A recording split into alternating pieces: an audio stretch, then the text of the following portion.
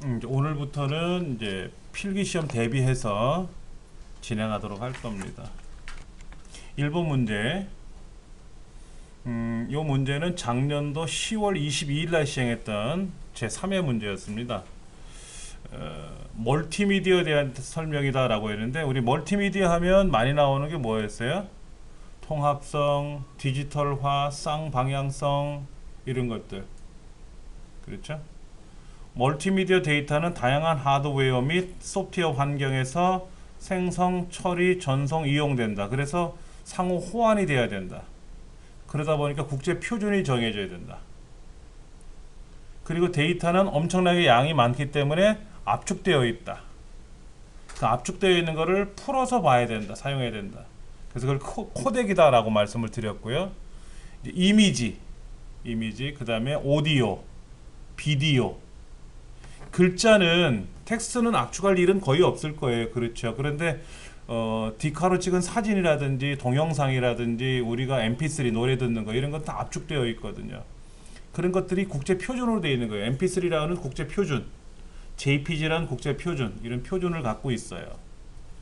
그런데 이 정보사회 멀티미디어는 아날로그화 시킨 게 아니라 디지털화죠. 그렇죠. 그게 일단은 틀렸고요. 그러다 보니까 이 이제 디지털화 되어 있는 데이터를 가지고 컴퓨터에다가 가상현실, 요즘 가상현실 굉장히 많이 나오고요. 또 VR이라고 하는 거 들어보셨을 겁니다. 가상으로 이제 처리하는 거, 이런 게 해서 요즘 노트북들 있지 않습니까? 노트북들이 성능이 어마어마하게 좋아져요. 가격은 뭐 따라서 비싸지겠지만은, 그래서 뭐 삼성이나 LG나 이런 유명 브랜드에서 그 가상현실에 관한 컴퓨터가 작동이 되게끔 그런 것들을 요즘 많이 출시를 하고 있더라고요. 전자출판도 하겠죠. 전자출판은 뭐 하는 거예요? 종이에다가 인쇄해서 책을 판매하는 게 아니라 스마트폰이나 태블릿 이런 데서 컴퓨터에서 책을 볼 수 있게끔 전자출판을 하게 되죠.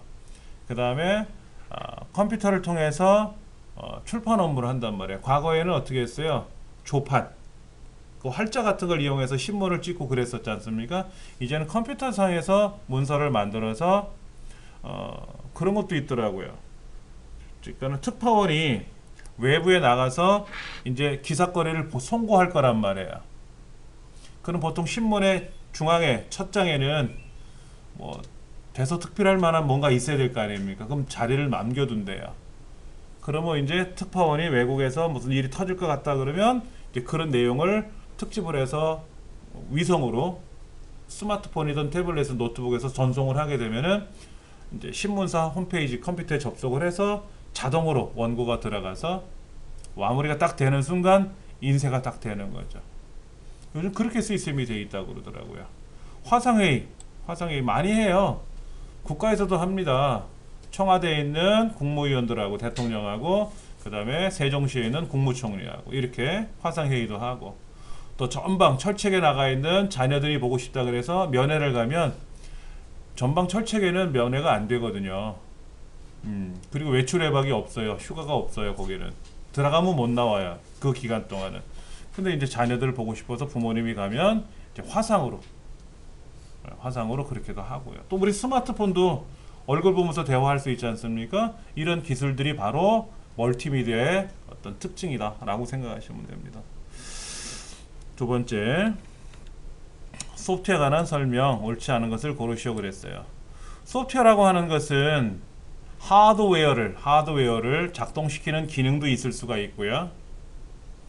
그 다음에 컴퓨터가 켜지면은 이 컴퓨터를 사용하기 위한 어떠한 프로그램을 소프트웨어라고 하는 거죠. 근데 프로그램이라고 하는 것은 일련의 명령어들의 집합이에요. 순서대로 나열한 것들의 집합을 프로그램이라고 합니다. 컴퓨터 프로그램도 있지만 뭐 연주회 가도 우리 프로그램 있잖아요. 1번은 무슨 연주를 하고 2번 무슨 연주하고 하는 그런 것도 프로그램이라고 한다고. 그 다음에 오라클이라고 하는 프로그램이 있어요. 오라클이란 기업에서 만든 프로그램이 있는데 데이터베이스 관리 시스템이라 그래서 자료를 관리하는 프로그램이에요. 굉장히 어마어마하게 강력한 기능을 갖고 있다 그래요. 자, 시스템 소프트웨어는 뭐냐면 시스템을 관리해 주는 거예요. 포토샵 그러면 단순히 뭐만 그냥 그래픽 편집하는 기능만 갖고 있지만 시스템 소프트웨어 같은 경우에는 내 컴퓨터를 관리하는 거예요. 하드웨어를 관리하고 소프트웨어를 관리하고 하는 뭐 제어판에 있는 기능과 같은 거 그런 것들을 시스템 소프트웨어라고 한다. 시스템 소프트웨어는 기능에 따라서 제어 프로그램과 번역 프로그램으로 구분한다. 제어 프로그램과 처리 프로그램을 구분하겠죠. 제어와 처리예요. 이게 좀 어려운 말인데 메모를 잠깐 해드릴까요? 시스템 소프트웨어 이걸 이제 다른 말로는 운영체제라고도 해요. 운영체제 윈도우 같은 거. 근데 이 시스템 소프트웨어 안에는 제어 프로그램이라는 게 있고 처리 프로그램이라는 게 있어요. 그러니까 제어 프로그램 안에는 뭐가 있냐면은 작업 관리, 자료 관리, 그리고 슈퍼바이저. 슈퍼바이저라고 하는 것은 관리자예요, 관리자. 예를 들어서 이런 거죠. 복사, 붙여넣기. 그럼 촥 진행되지 않습니까? 그렇죠? 그런 것들. 이런 것들을 제어 프로그램이라 그러는 거예요. 폴더를 만들고 폴더를 복사하고 삭제하고 이런 것들. 그런 것들이 제어 프로그램이고요. 처리 프로그램에는 뭐 언어 번역, 뭐 서비스 프로그램, 사용자 프로그램 이런 것들이 처리 프로그램이라 그래요. 그러니까는 메모장, 그림판 이런 것들 그 서비스 프로그램들이에요. 그 다음에 이제 프로그램을 작성하고 번역하기 위해서 하는 여러 가지 일련의 것들 그리고 내가 만들어서 사용하는 것들 이런 것들을 처리 프로그램이라고 하는데 이게 일반적인 커말 자격증에서 이렇게 표현되는 말만 이렇게 나왔지 이걸만 떠들라 그래도 몇 날 며칠 해야 되거든요. 굉장히 양이 많은 건데 일단은 제어와 처리로 나눈다. 그 두 가지로 구성해서 생각하시면 돼요. 제어 프로그램과 처리 프로그램 나눈다. 그 처리 프로그램 안에 번역 프로그램이 포함되어 있다. 이렇게 보시면 돼요. 3번 IPv6 IPv6은 기억나세요? IPv4라고 하는 거에서 발전된 거다라고 말씀을 드렸습니다. IPv4라고 하는 것은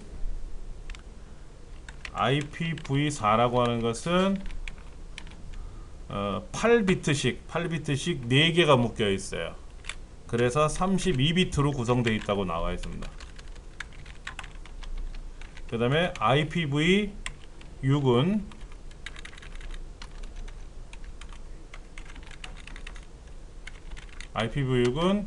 16비트씩 8개 그래서 128비트로 구성되어 있다. 이렇게 얘기되어 있습니다. 그 다음에 IPv4는 10진수로 표현되어 있고요. 그 다음에 구분자가 점이에요. 반면에 얘는 16진수로 표현되어 있고요. 구분자는 뭐죠? 콜론이죠. 근데 문제 보니까는 세미콜론으로 구분한다 라고 해서 틀린 거예요. IPv4의 주소 부족 문제를 해결할 수 있다. 그런데 IPv4에서 IPv6으로 넘어갈 때 호환성이 잘 된다. 예. 그리고 유니캐스트, 멀티캐스트, 애니캐스트라고 하는 그 세 가지 주소 형태가 있다라는 게 IPv6의 구성입니다. 콜론으로 구분되어 있다라는 거 기억을 하시면 좋을 것 같아요. 자, 정보사회. 정보사회라고 하는 건 뭐예요? 이제 정보화 시대, 정보화 사회라고 하는데 과거의 농경시대에서는 그냥 세상 돌아가는 이야기를 지나가는 사람들한테 얘기를 듣거나 이렇게 했다가 신문이라는 게 나오고 라디오, 텔레비전이 등장을 했다가 이제는 컴퓨터 실시간으로 스마트폰을 갖고 다니면서도 보고 듣고 할 수 있단 말이에요. 그렇죠. 그런데 정보를 많이 갖고 있는 사람, 도심에 사는 사람들은 아무래도 컴퓨터나 이런 기자재를 많이 사용하니까는 정보에 많이 민감할 수 있어요. 그러나 저 두메산골에 사는 사람, 인터넷 연결도 안 되고 통신이 약한 곳에서는 어떨까요?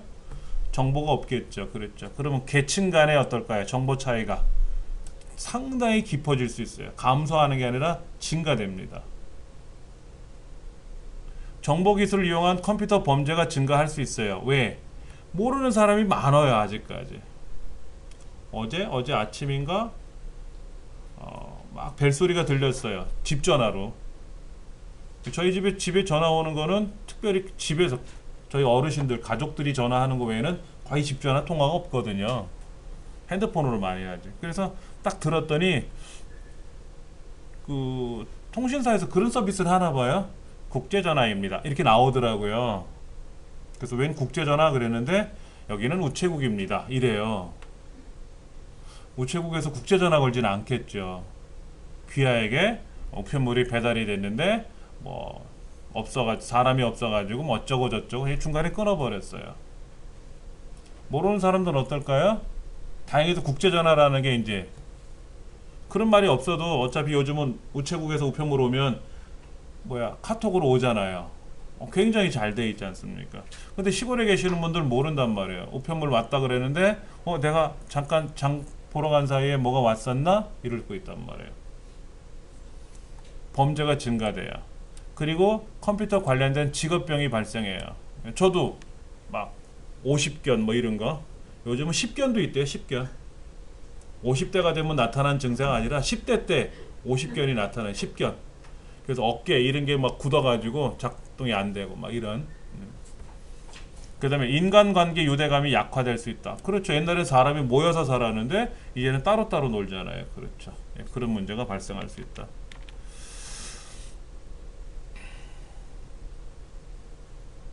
정당한 사용자가 정상적으로 시스템을 종료하지 않고 자리를 떠났어요.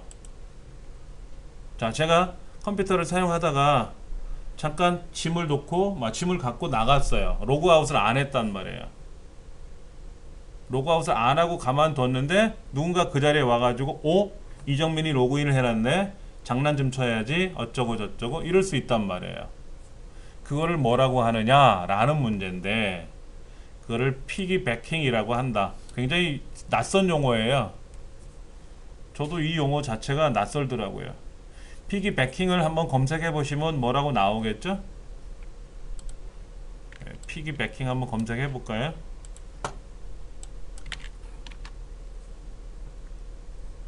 피기배킹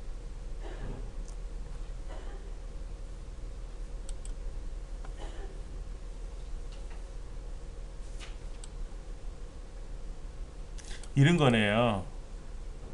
예를 들어서 여기 좀 설명이 재밌게 해놨어요. 관계자의 출입금지 이런 거야. 근데 관계자가 들어가는 길에 문이 열렸잖아요. 그럼 몰래 붙어서 따라 들어가. 그럼 졸지에 그 사람도 관계자가 돼버린 것처럼 출입이 가능한 거죠. 그렇죠. 그러니까 붙어서 들어가는 거죠. 그렇죠. 그러니까는 편승하는 공격 방법이래요. 편승하는 공격 방법. 따라 들어가기 공격이라고 써 있는데 피기배킹이 그거를 우리 문제에서는 이렇게 설명을 해 놓은 거죠. 질문을. 그러니까 스푸핑, 스니핑, 스패밍 이런 것이 아니라 피기배킹이다 라고 하는 거. 좀 특이한 용어입니다. 자, 다음 중앙에 중앙 컴퓨터가 있어요. 중앙에 주 컴퓨터가 있고 그 컴퓨터에 이상이 발생하면 전체가 마비되는 거. 어떤 게 있을까요? 그림으로 한번 그려볼까요? 자, 우리나라 지도가 이렇게 있는데 서울이 있어요. 그러니까 서울에 있는 본사에서 광주니 대구니 강원도니 인천이니 이렇게 울산이니 지점으로 보내는 거죠. 중앙에 있는 컴퓨터가 문제가 생기면 어떻게 될까요? 각 지점은 올수업되겠죠. 그렇죠? 그 구조를 우리는 성형이라고 부른다. 성형. 그럼 버스형은 뭐냐면요. 버스형은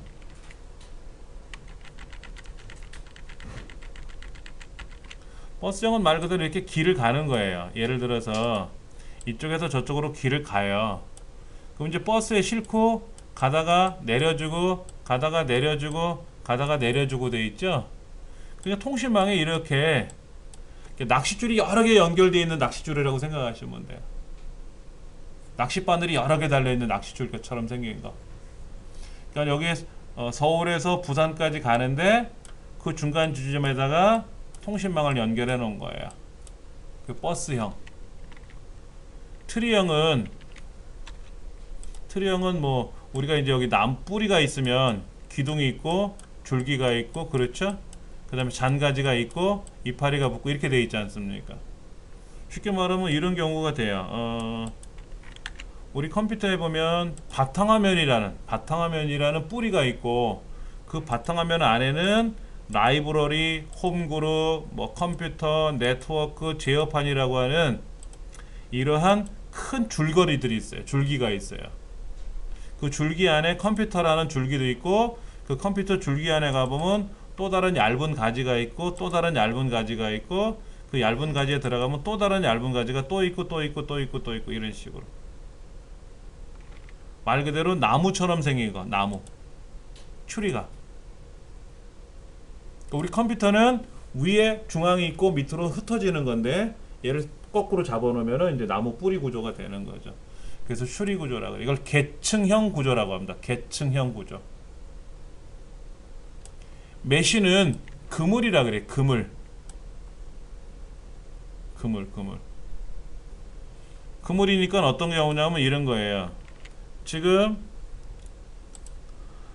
우리나라 지도에서 서울 있고 뭐 부산 있고 인천 있고 뭐 강원도 쪽에 지역 있고 뭐 중간에 지점이 있는데 이 지점들이 예전엔 서울에서부터 이렇게 뻗어나갔었잖아요. 그 서울이 만약에 문제가 생기면 어떻게 됩니까? 못 넘어가잖아요. 다른 데로. 그런데 어떻게 되냐면 서로 다 연결되어 있어요. 이렇게 서로 다 연결되어 있어요. 인천도 연결되어 있고 일로 연결되어 있고 이렇게 연결되어 있고 다 연결되어 있어요. 그러니까는 만약에 요 선이 끊어지면 어떻게 된다? 서울에서 인천으로 가는 선이 끊어지면 어떻게 된다? 인천에서 강원도 쪽으로 가서 강원도에서 인천으로 갈 수 있다 이거죠. 그물처럼 사방으로 엮여 있는 거예요. 그런데 이렇게 통신망을 구축하려면 굉장히 어려워요. 돈도 많이 들죠. 그러니까 대부분 어떻게 되냐면 서울에서 부산으로 가요. 그럼 부산에 있는 지점에서 부산에 있는 주변에 또 가지를 쳐요. 통신망을 또 연결해요. 그럼 그쪽 지점에서는 또 연결이 돼 있죠. 우리나라 그렇잖아요. 지금 뭐 서울에 경기 서울특별시, 뭐 경기도, 강원도, 충청도 해가지고 충청 남북도 지자체가 있고 지자체 안에는 또 도시가 있고 도시 안에는 읍면이 있고 그렇지 않습니까? 그렇게 안으로 계속 가지치기 하듯이 뻗어나가 있잖아요. 이런 구조를 우리는 트리 구조라고 하는 거예요. 트리 구조. 트리 구조. 그러니까 메쉬 형태가 가장 비용이 많이 들고요. 보편적으로 트리 형태를 쓰고 싶은데 트리 형태를 많이 쓰기는 써요. 그러니까 성형은 뭐냐면 성형은 서울에서 부산으로 가면 그걸로 끝이죠. 근데 부산 지점에서는 또 그 지역에 또 지점이 따로 있을 거 아닙니까? 대리점이 있을 거 아니에요. 그 대리점을 또 연결한단 말이에요. 그러면 이 부산이라는 대리점을 기준으로 보면은 이게 또 성형이죠. 그렇죠. 근데 이 전체를 보면 뭐가 된다? 추리 구조가 되는 거예요. 추리 구조가. 예. 성형은 제일 싸요. 지금 가정에 있는 우리 공유기 같은 경우도 바로 성형이에요. 하나가 연결되는데 얘가 멈추면 뭐 올 수 없다는 거죠. 그렇죠. 자, 인터넷 환경에서 파일을 송수신한대요. 파일을 보내고 받아야 되는데 보내고 받는다? FTP라 그래요. FTP. 파일 트랜스퍼 프로토콜.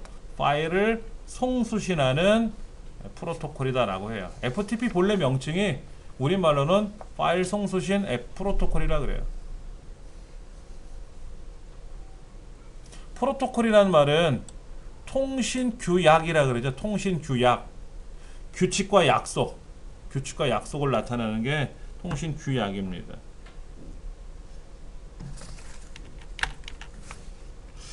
자, 자, 이런 문제 나오면 좀 까탈스러울 거예요. 그렇죠.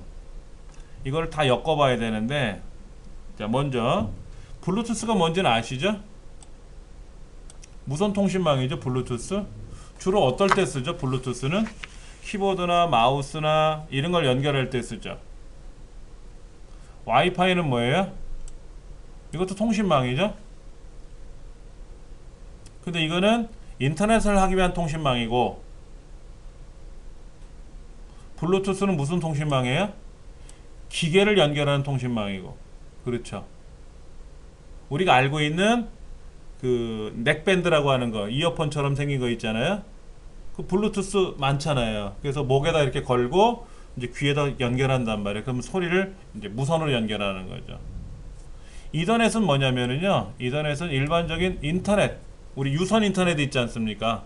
그걸 이더넷이라 그래요.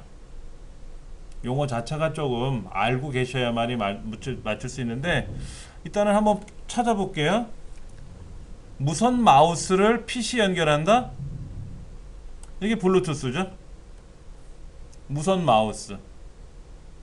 우리 무선 마우스 예전에 저도 아까 제가 키보드하고 무선 키보드, 무선 마우스 가져왔는데, 제가 사용하는 주로 많이 쓰는 무선 키보드 마우스들은 블루투스가 아니라 그 무선 동글이라는 게 있어요. 수신기를 붙여가지고 쓰거든요. 근데 키보드 따로 마우스 따로따로 다 쓰려면은 수신기를 다 달아야 되거든요. 근데 블루투스는 뭐예요? 컴퓨터 자체에 블루투스 수신기 하나만 달아놓으면 돼요. 그러면 그 블루투스 수신기를 통해서 모든 블루투스 장비를 다 연결할 수 있어요. 키보드, 마우스도 연결할 수 있고, 스피커도 연결할 수 있고, 다 할 수가 있어요. 우리 스마트폰은 블루투스 지원되죠. 요즘 노트북도 블루투스 지원되잖아요. 그럼 데스크탑은 어떻게 돼 있을까요? 데스크탑은 블루투스 지원 안 하거든요. 근데 블루투스 수신기가 있어요. 팔아요. 비싸지 않아요. 한 10,000원이면 삽니다. 걔를 USB 단자에다 꽂아 놓으면은 그 컴퓨터가 블루투스 수신기가 들어가는 셈이에요. 그러면 블루투스 키보드, 마우스, 스피커 다 사용할 수가 있어요. 자, 그 다음에 노트북을 무선으로 연결하고 싶어요. 그럼 노트북을 무선으로 연결하려면 와이파이로 연결하잖아요. 그렇죠. 그러니까 A는 B로 연결되고, 가가 A, B로 연결되고, 나는 무선 마우스는 A, 블루투스로 연결이 되고, 그 다음에 유선 네트워크라 그랬으니까 유선 네트워크는 당연히 이더넷이라고 봐야 되겠죠. 뭐.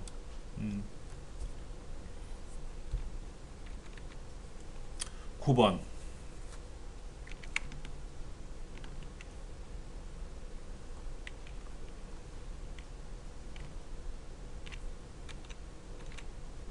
컴퓨터에서 사용하는 자료 표현 방식에 따른 설명이다 라고 했는데, 비트는 0이냐 1이냐를 표현하는 거예요. 0이냐 1이냐. 근데 비트가 자료 표현의 최소 단위인지 정보 표현의 최소 단위인지 그것도 달라요. 정보라는 건 뭐예요? 0, 1 신호가 들어오면 정보예요. 그렇잖아요. 사실은 비트는 정보 표현의 최소 단위라고 돼 있어요. 일반적인 책자에는. 근데 모른다고 치더라도 8비트가 모이면 바이트가 돼요. 바이트. 그 바이트가 자료 표현의 최소 단위입니다. 바이트가 돼야만이 글자가 형성이 돼요. 한 글자. A냐, B냐, 1이냐, 3이냐. 니블은 뭐예요? 4비트, 4비트를 니블이라고 하는 거예요. 왜 4비트가 필요하냐? 숫자 3이라는 거를 비트로 표현하면은 되게 복잡해요. 8자리로 길게 늘려놔야 되거든요. 그러니까 8개가 한 단위로 움직이려니까 복잡할 것 같아서 4개, 4개 잘라가지고 표현을 하더라 이거죠. 그래서 니블이라는 거로 표현하기 위해서 만든 거예요. 그러니까 비트는 0이냐 1이냐 하는 한 개. 그거를 8개를 모이면 바이트, 한 글자.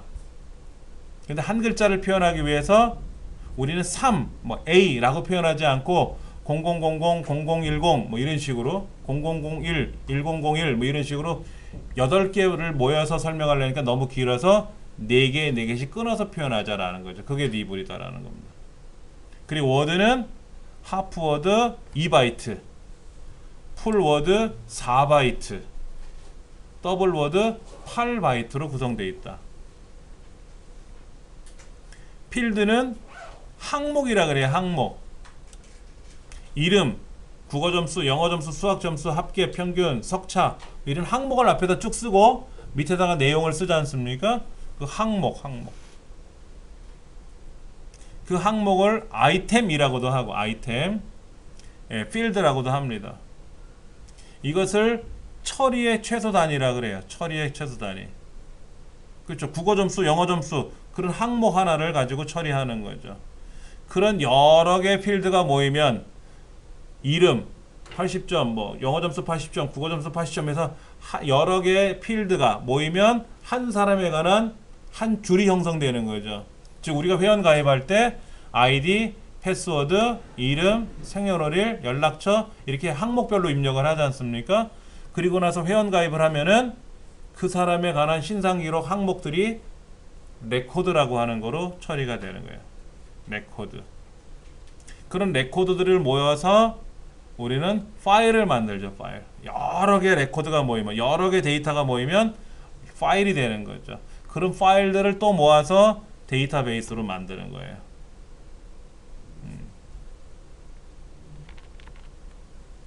라이브러리. 라이브러리라는 거는 여기 라이브러리예요. 여기 보면 라이브러리라고 이렇게 있습니다.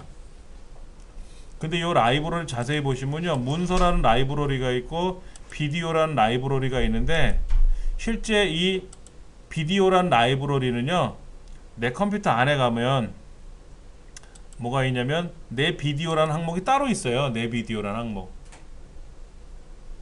그리고 또 사용자 계정 저 안으로 들어가면 뭐가 있냐면은 사용자 모드에 들어가면 공용이라고 하는 계정이 있어요. 공용 계정. 공용 계정에도 공용 비디오가 있습니다. 그 공용 비디오하고 내 비디오하고 두 개를 묶어서 비디오라는 라이브러리를 만들었어요. 그러니까는 이 라이브러리는 실제 폴더를 여기다 만드는 게 아니라 기존에 있는 폴더를 엮어서 만드는 거예요. 그 라이브러리는 말 그대로 도서관 이런 거잖아요. 자료를 모아놓은 것을 라이브러리라고 하는 거거든요. 시작 메뉴에 검색 입력 상자에 포함되어 문서나 그림 등 파일을 신속하게 검색할 수 있다? 아니고요. 폴더와는 달리 폴더를 직접 저장하지 않는 게 아니라 저장하는 것이 아니라 그 이것 폴더 저것 폴더들을 묶어서 관리하는 거예요. 묶어서. 어려워요. 이게 새로 나온 기능이에요. 윈도우 7에서. 윈도우 XP에는 없던 기술인데 새로 등장한 거예요.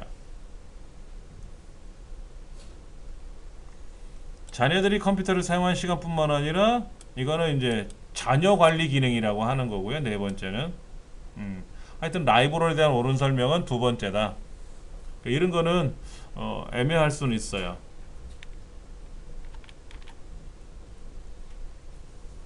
자, 운영체제의 성능을 평가하는 항목.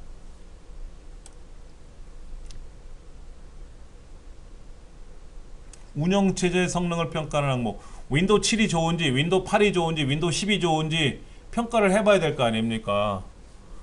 요즘은 윈도우 10이 새로 나와서 잘 작동되고 있잖아요. 그래서 요즘 컴퓨터를 구매하시면 윈도우 10이 탑재되어 있단 말이에요. 그 윈도우 7에서 윈도우 8로 가고 윈도우 8에서 8.1 나왔다가 윈도우 10으로 넘어갔어요. 그러면 어떻게 성능을 평가하느냐? 시간 내에 일을 얼마나 많이 할 수 있느냐? 1시간 동안 얼마큼 일을 많이 할 수 있느냐? 처리 능력이죠. 그렇죠.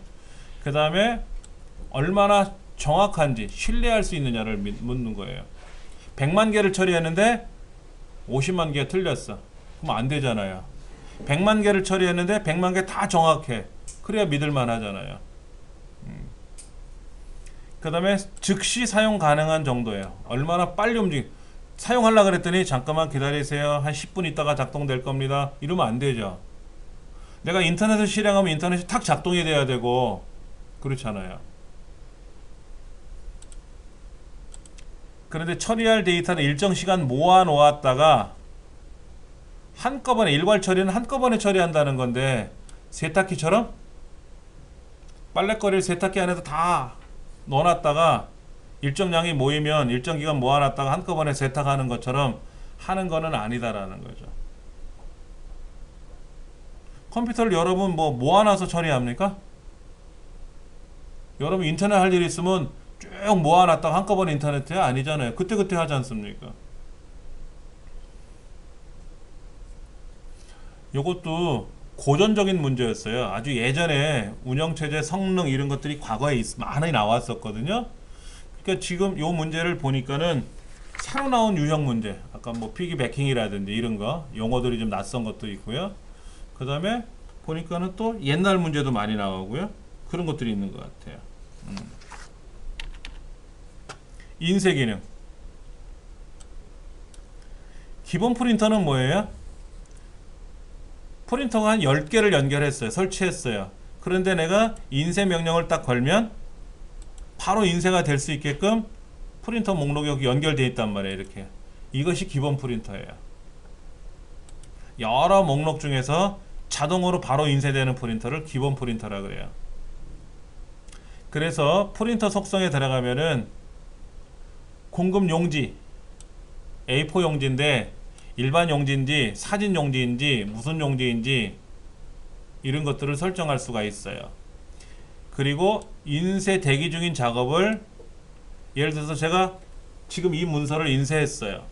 그러면 얘가 한 40페이지 분량인데 한 문제가 한 페이지씩 나오니까 40페이지 분량이 되는데 인쇄하는데 뚝딱 1초 만에 인쇄되는 건 아니잖아요. 한 1분 걸린다고 가정하고 인쇄되는 동안에 아래 한글로 또 인쇄를 하고 파워포인트도 인쇄를 했어요. 그러면 세 가지 인쇄 명령을 걸어놨으니까 현재는 작업 중에 있고 나머지가 대기 중에 있는 거잖아요. 그 대기 중인 작업을 인쇄 안 할 거야? 그러면 취소할 수도 있어요. 그리고 현재 인쇄 중인 작업을 취소할 수도 있습니다. 아차 잘못 인쇄했네? 인쇄해서는 안 되는 거를 모르고 했네? 그럼 중지 걸어야 되잖아요. 취소를 해야죠. 그리고 중지시킬 수도 있고 취소할 수도 있어요. 그 다 취소할 수 없으면 어떻게 됩니까? 실수해서 인쇄를 걸면 막 100페이지 인쇄할 내용인데 모르고 인쇄하면 100페이지 인쇄할 때까지 쳐다볼 수는 없잖아요. 그러면 인쇄 명령에 들어가서 인쇄 목록이 나온단 말이에요. 인쇄 현황판이. 거기 가서 취소하면 돼요. 그리고 순서를 바꿀 수도 있어요. A 문서, B 문서 순서를 바꿀 수도 있어요. 그러나 뭐는 안 된다고요? 인쇄 매수를 조정할 수는 없어요. 5세트 인쇄해야 되는데 모르고 2세트만 인쇄했어. 그러면 3세트 추가하고 싶다? 그건 안 돼요. 3세트 더 추가해. 인쇄를 따로 해야 돼요. 용지 방향을 바꾸고 싶어요. 나는 가로로 인쇄해야 될 때 모르고 세로로 인쇄했어. 인쇄 대기 중에 있는 애를 선택해 놓고 용지 방향을 바꿔라. 이건 안 돼요. 취소하고 다시 인쇄할 때 방향을 바꿔줘야 돼요. 매수, 그 다음에 방향 이런 것들. 이런 것들은 변경할 수 없다.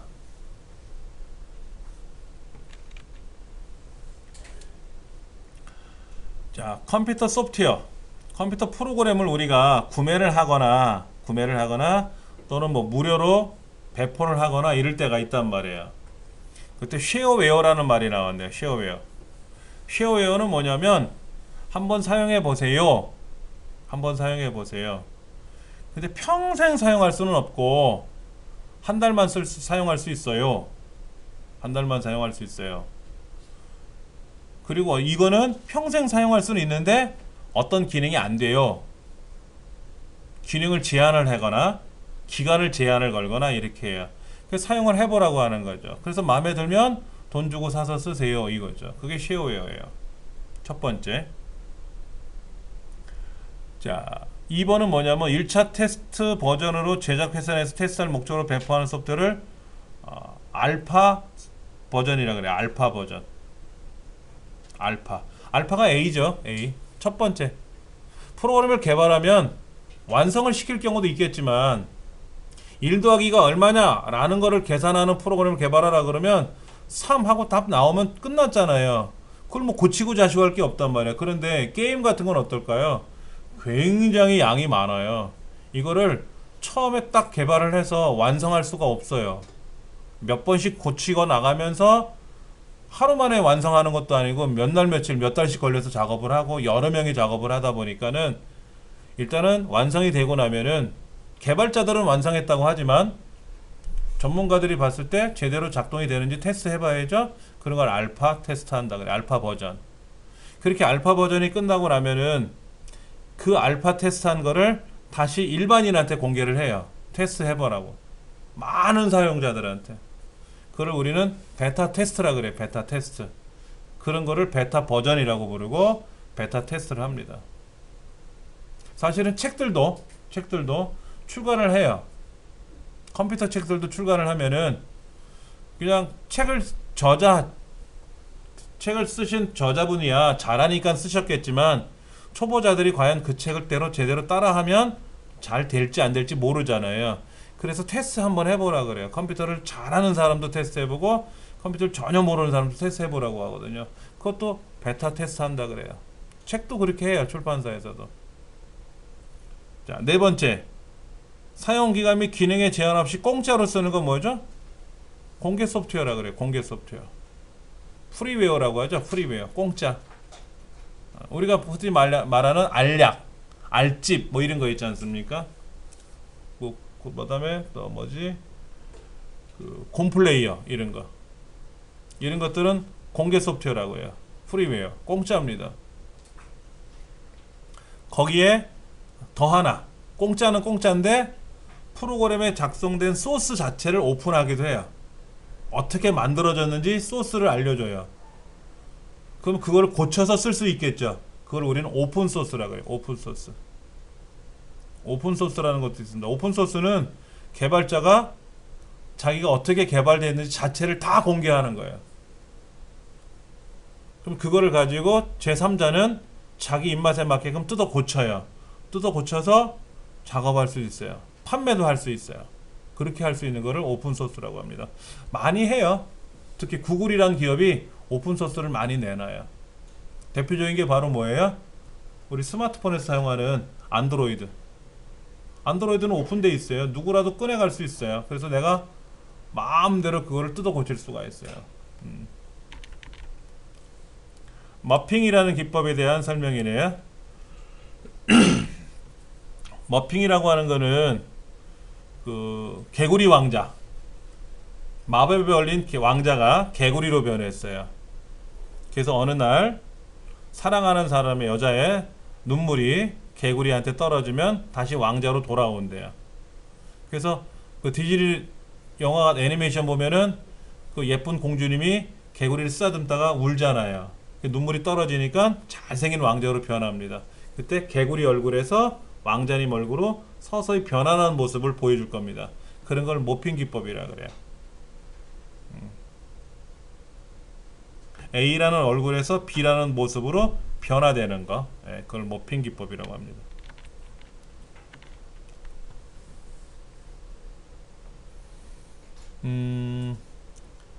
보조 프로그램에 가면 시작, 모든 프로그램, 보조 프로그램에 가서 시스템 도구에 가서 시스템 정보라는 게 있어요. 시스템 정보. 이런 게 나와요. 자, 하드웨어 리소스, 구성 요소, 소프트웨어 환경, 이런 말들이 보입니다. 하드웨어 리소스 안에는 뭐 DMA가 어떻게 돼 있고, 뭐 IO가 어떻게 돼 있고, 메모리는 어떻게 돼 있고, IRQ는 어떻게 돼 있고, 뭔 소리인지 되게 복잡해요. 그 다음에 CD롬은 어떻게 연결이 돼 있고, 모니터 장치는 어떻게 연결돼 있고, 뭐 CD롬 장치, 여기 사운드 장치, 소리 짜잔 나는 사운드는 어떻게 돼 있고, 네트워크, 인터넷이라는 네트워크는 어떻게 연결돼 있고, 이런 것들, 이런 소프트웨어적인 하드웨어적인 것들을 정보를 넣어놨어요. 사람으로 말하면 저 사람은 오장육부가 다 있고, 머리는 뺏겨졌고, 배가 나왔고, 팔자주름이 꼈고, 뭐 이런 거, 목주름이 있고, 눈엔 쌍꺼풀 수술을 했고 그런 것들 다 보여주는 거예요. 그게 시스템 정보예요. 그런데 구성 요소에 가면 한번 보세요. 구성 요소에 가면 뭐가 있나 보세요. 책에 뭐라고 되냐면 CPU하고 저장 장치를 제외했다 그랬는데 여기 저장 장치 있나요? 저장소 있네. 저장소 있죠? 디스크 드라이브 있잖아. 하드 디스크 드라이브 이런 거 있네요. C 드라이브, D 드라이브 다 있어요. CPU는 어디 있어요? CPU는 안 보이는 것 같은데 CPU는 안 보이는데 저장 장치는 저장소라고 분명히 있죠. 그렇죠? 그 답은 세 번째가 틀린다. 굉장히 어려운 문제네요. 예. 그런데 이런 거예요. 사실은 우리가 시작 버튼 눌러서 시작 버튼도 안 눌러요. 초보자들은요. 바탕화면에 뭐가 없으면은 없다고 그러잖아요. 여기에 인터넷이 없으면 인터넷 없다고 그러고 여기에 엑셀이 없으면 엑셀 없다고 그러는 거잖아요. 근데 본래는 휴지통만 보통 하나 놓고 쓰거든요. 그리고 그때그때 급한 것만 꺼내놓고 쓰고 다 어디다 둬요? 시작 버튼 누르면 이 안에 다 들어있단 말이에요. 내 재산 목록이 다 들어있는 거예요. 그럼 여기에 있는 목록을 보셔야 돼. 이 목록을 보셔서 한 번씩 두드려 봐야 돼요. 여기에 뭐가 있냐면 보조 프로그램 그룹 안에 메모장도 있고 계산기도 있고 그림판도 있고 뭐 녹음기도 있고 여러가지 이런 게 있어요. 또 접근성에 가면 몸이 불편하신 분들을 위한 기능이라고 했으니까 이런 기능도 보시고 하셔야 되는데 사실은 이게 우리 집 살림이잖아요. 우리 집 세간살인데 안 봐요. 그러니까 이제 허점을 노리는 거예요. 시험 출제본부에서는 보통 수검자들이 시작 버튼 눌러서 나오는 것을 모르는구나. 옳거니 그러면 거기서 시험을 한번 내보자. 그래서 내는 거예요. 이런 것들. 근데 내긴 냈는데 어려워요. 제가 봤을 때는 쉬운 문제는 또 쉬운데 어려운 건 또 되게 어렵네요. 이 문제에서는. 자, USB 인터페이스. 이거는 여러분도 잘 보셨을 거예요. 자, 직렬이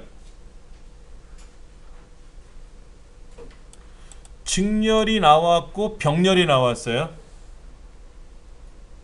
USB는 직렬이에요. 유니버셜 시리얼 버스라 그래서 직렬 버스예요. 직렬 포트예요. 근데 기존에 직렬이 있었어요. 직렬은 뭐예요? 순서대로 가는 게 직렬이에요. 그 다음에 병렬이 나왔어요. 병렬은 뭡니까? 한꺼번에 가는 게 병렬이죠. 앞에 나란히 해서 앞사람 어깨를 잡고 가는 걸 직렬이라고 보고 병렬은 어깨 동무해서 가는 게 병렬이에요. 병렬로 가면 빨리 지나가잖아요. 근데 비용이 많이 들어요. 넓어야 돼요. 그렇죠. 가는 길이 넓어야 여러 명이 갈 거 아닙니까? 그런데 직렬이 빠르다, 병렬이 빠르다? 당연히 병렬이 빠르죠. 근데 단점이 비용이 많이 든다라는 단점을 갖고 있어요. 그래서 좀 빠른 직렬을 만들 수 없을까? 이런 거예요. 고속도로 차가 여러 대 지나가니까 병렬이란 말이에요. 근데 기차는 어때요? 직렬로 가잖아요. 많이 싣고 갈 수 있잖아요. 빨리 갈 수 있잖아요.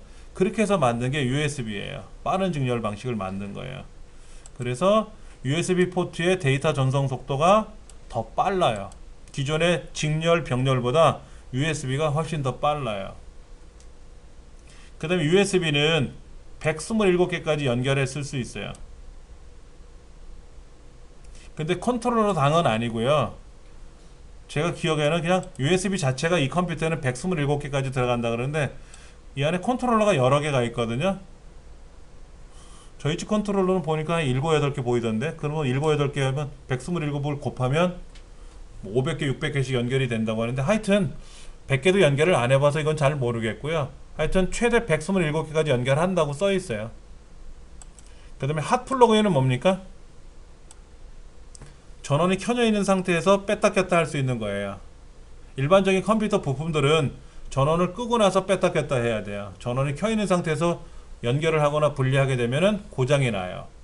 근데 USB는 가능하다. 플러그 앤 플레이는 뭐다? 기기를 연결하면 기계가 스스로 인식을 하고 작동이 된다는 거죠. 꽂으면 작동된다는 뜻입니다. 자, 여러분 USB 메모리 보시면은 깜장색, 파란색, 뭐 빨간색 이런 것들이 있을 텐데, 잠깐. 자, 이렇게 파란색, 뭐 빨간색, 단자 색깔이, 여러분 USB 메모리 갖고 계시는 분들 보시면 색깔이 있어요. 여기 파란색, 검은색, 그리고 어떤 거는 그냥 뭐 검은색, 금속으로만 검은색도 있고 빨간색도 있고 그래요. 그런데 빨간색은 2.0, 파란색, 하늘색은 3.0. 색깔로 구분할 수 있어요. 색깔로. 그리고 스마트폰 같은 경우에는 충전하는 케이블이 있잖아요. 충전기가 이렇게 얇잖아요. 스마트폰에 연결되는 충전기 자체가 이렇게 좁아요. 얇고 좁은데 3.0 방식, 갤럭시 S5 뭐 이런 경우에는 얘가 넓어요. 넓으면 3.0, 좁으면 2.0. 그리고 반대편의 색깔은 당연히 파란색으로 되어 있을 거예요. 하늘색으로요. 그런 색깔을 가지고 구분합니다. 그러면 색깔에 따른 3.0과 2.0의 차이는 뭐냐면은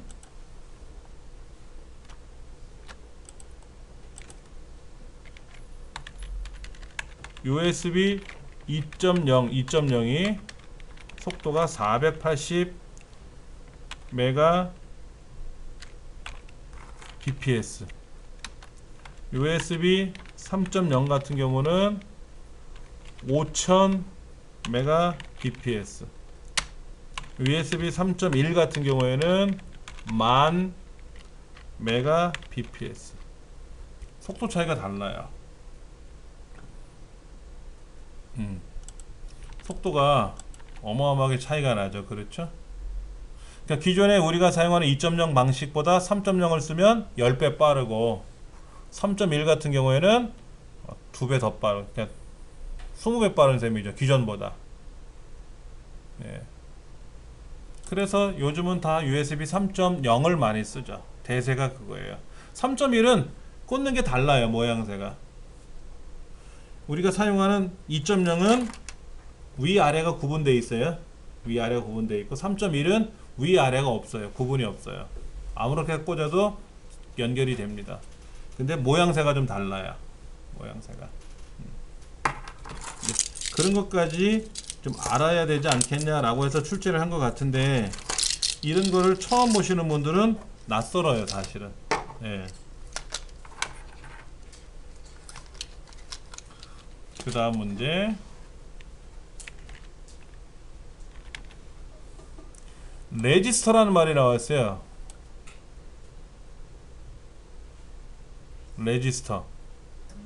레지스터는 뭐냐면요, 컴퓨터 CPU 안에 제어 장치, 제어 기능과 처리 기능이 있잖아요. 제어 기능과 연산 기능이 있지 않습니까? 자, CPU는 제어와 연산을 한 거예요. 연산. 근데 이 제어 장치에도 연산 장치에도 기억을 해야 될 공간이 필요하거든요. 그때 기억을 해야 되지 않습니까? 그거를 우리는 뭐라고 부른다? 레지스터라 그래요. 그래서 제어 장치에서는 프로그램 카운터 뭐 이런 것들, 그리고 연산 장치에서는 가산기, 그 다음에 보수기 이런 것들, 어큐뮬레이터, 레지스터 이런 거 기억해 달라고 제가 말씀드렸잖아요. 그렇죠? 예. 사실은 여기에 기억 기능이 들어가는데, 이 기억 기능을 우리는 레지스터라 그래요. 레지스터. 근데 제어 장치에도 기억이 있고 레지스터가 있고, 연산 장치에도 레지스터가 있어요. 그리고 우리가 흔히 알고 있는 그 뭐 어큐뮬레이터 레지스터라든지 프로그램 카운터도 레지스터예요. 그 제어 장치나 연산 장치 구성 자체가 레지스터로 되어 있어요.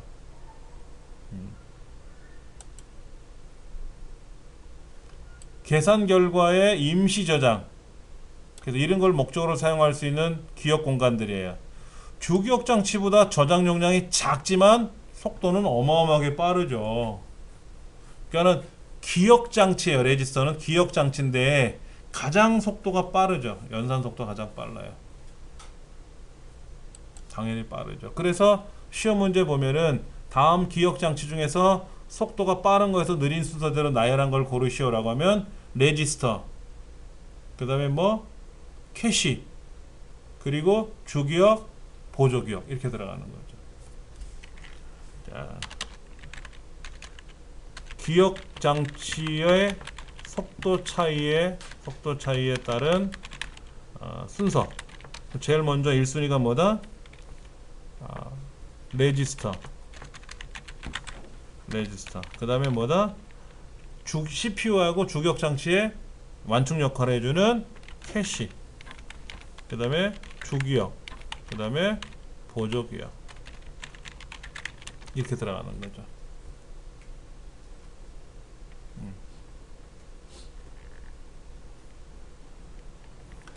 자, 그 다음 문제. 디스크 포맷. 디스크를 포맷한다는 말은 뭐냐면 USB 메모리나 또는 뭐 하드디스크나 외장 하드 이런 거를 포맷하는 거예요. 옛날에 플로피 같은 경우도 공장에서 생산을 해갖고 가져와서 내가 사용하려면 포맷을 했었어요. 초기에는. 근데 포맷하는 게 시간이 좀 걸려요. 불편해요. 그냥 사용하면 쓸 수 없을까? 이거야. 그러니까 요즘 그런 거 있잖아요. 콩나물 중에 씻어 나온 콩나물이 있잖아요. 콩나물을 사와서 내가 그걸 또 다시 세척하려면 시간이 걸리니까 그냥 콩나물 씻어 나온 거 그냥 집어넣으면 어떻겠느냐라는 것처럼 포맷을 해서 생산을 했어요. 그러니까는 사온 거 바로 꽂아서 작동을 했던 거예요. USB 메모리도 다 포맷되어서 나와요. 근데 그렇게 해서 사용을 하다가 그 안에 데이터들을 지워버리고 싶어요. 싹 초기화 시켜버리고 싶어요. 그럴 때 포맷을 해요. 다 지워져요. 포맷을 하면 데이터가 다 지워집니다. 그래서 우리는 복구를 못해요. 물론 전문 업체에 맡기면 비용을 내면 복구를 해줍니다. 포맷한 것도 다 복구해줘요. 포맷 요소 중 파일 시스템은 파일 시스템이라는 건 뭐예요? 보여드릴까요? 자, 여기 컴퓨터가 있는데 얘를 포맷을 하겠다라고 하면 물어요. 파일 시스템을 뭐로 할 건지. 하나밖에 없네요. 자, 얘는 파일 시스템을 포맷을 하면 어떻게 나오나 볼까요? 어떻게 포맷할 건지를 물어요. 그래서 NTFS로 포맷을 하든지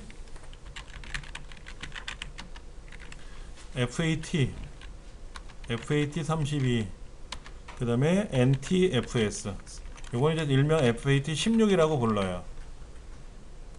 파일 시스템은 뭐냐면요, 내가 컴퓨터 안에 데이터를 저장하잖아요. 데이터를 저장하지 않습니까?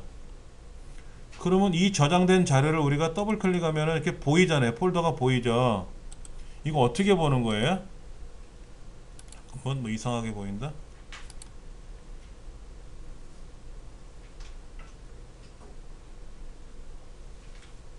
자, 여기 지금 폴더가 이렇게 보여요. 내 문서에 가보면 내 문서가 보이잖아요. 이거 어떻게 보이는 거예요?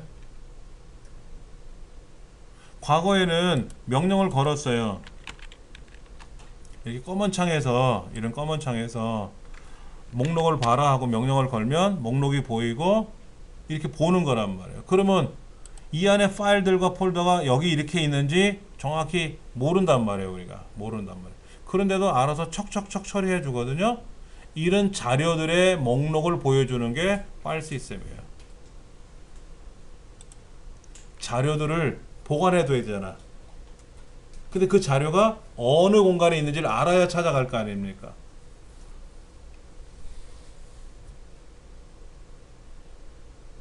뭐 요즘 드라마나 어느 뭐 영화 같은 거 보면 이렇게 매장 관리하는 장면들이 많이 나와요.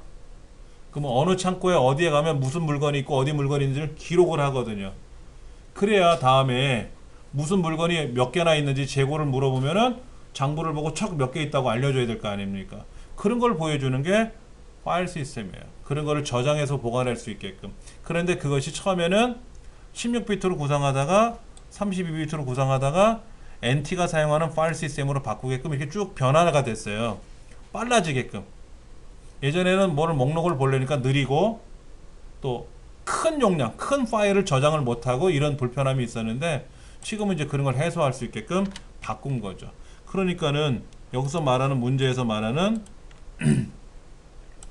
문자 파일, 영상 파일, 데이터 파일들을 관리하기 위한 기능이다라고 보기에는 조금 그렇죠. 예, 요거는 조금 적절하지 않다고 보면 되죠. 틀린 말은 아닌데 이 나머지에 비해서 그러니까는 포맷을 하게 되면은 파일 시스템이라는 걸 선정하라 그러죠. 파일 선정하라고 하죠.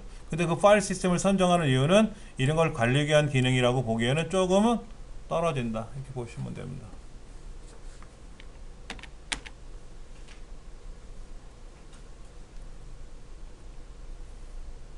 자, 하드디스크에 들어있는 파일을 내가 삭제할 때 볼게요. 이 안에 데이터들이 굉장히 많은데 얘는 뭐뭐뭐.exe2로 되어 있어요. 얘는 뭐뭐뭐.log라고 되어 있어요. log.log라고 되어 있고요. 어떤 애들은 뭐뭐.dat라고 되어 있고 얘는 뭐뭐.sys라고 되어 있어요. sys. 예, 여기는 wave라고 되어 있고요. wave는 뭐냐면 소리예요. 이건 실행하면 소리 나올 겁니다.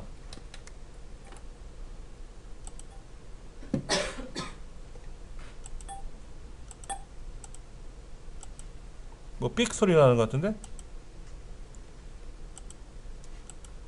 소리가 안 나나요?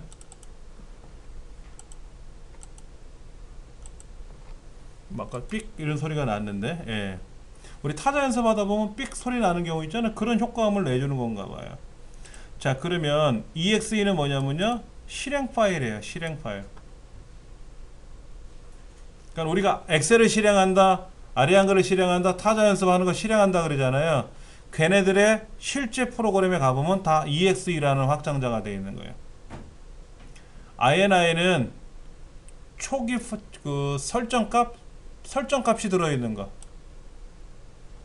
어떤 프로그램을 작동하기 위해서 설정을 해놓는 게 있거든요. 그런 설정값들이 들어있는 거예요. .sys는 뭐냐면 시스템 파일이에요.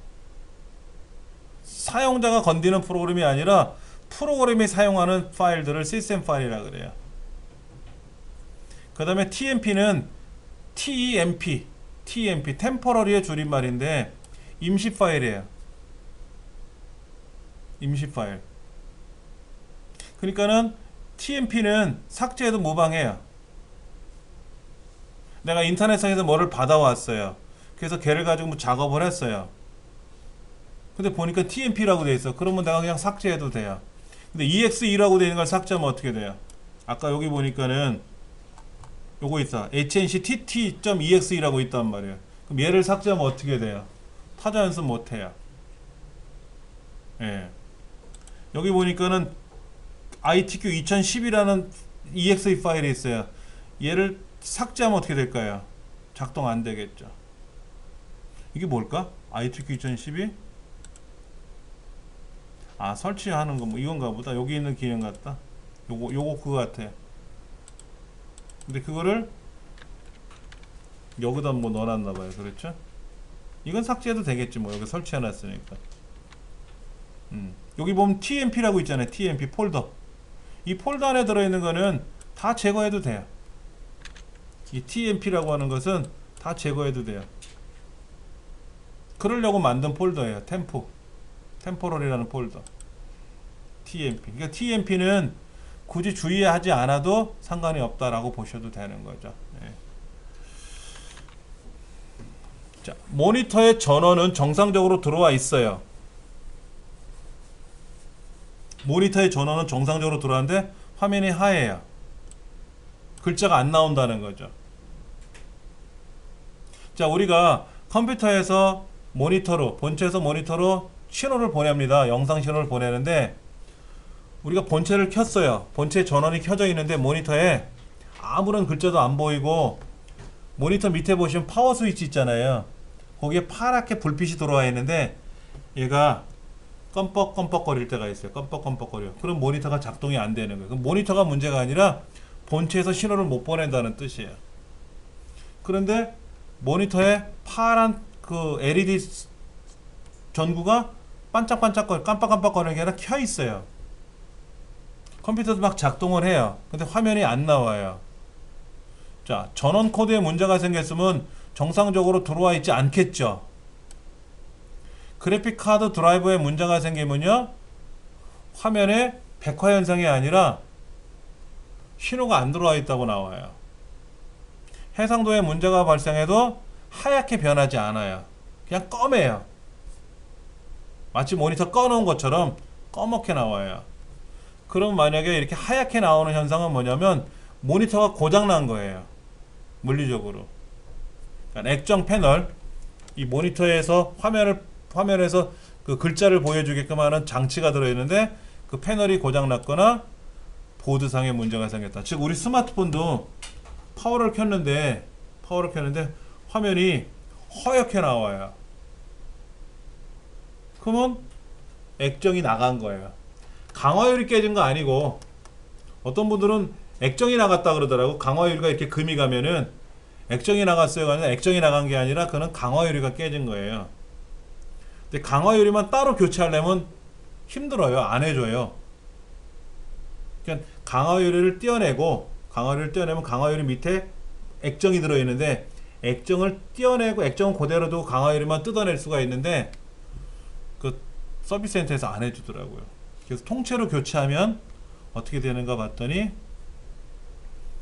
한 15만원 그 들어요. 그러면 깨진 액정은 어떻게 되냐? 깨진 강화유리나 액정은 나를 줘요.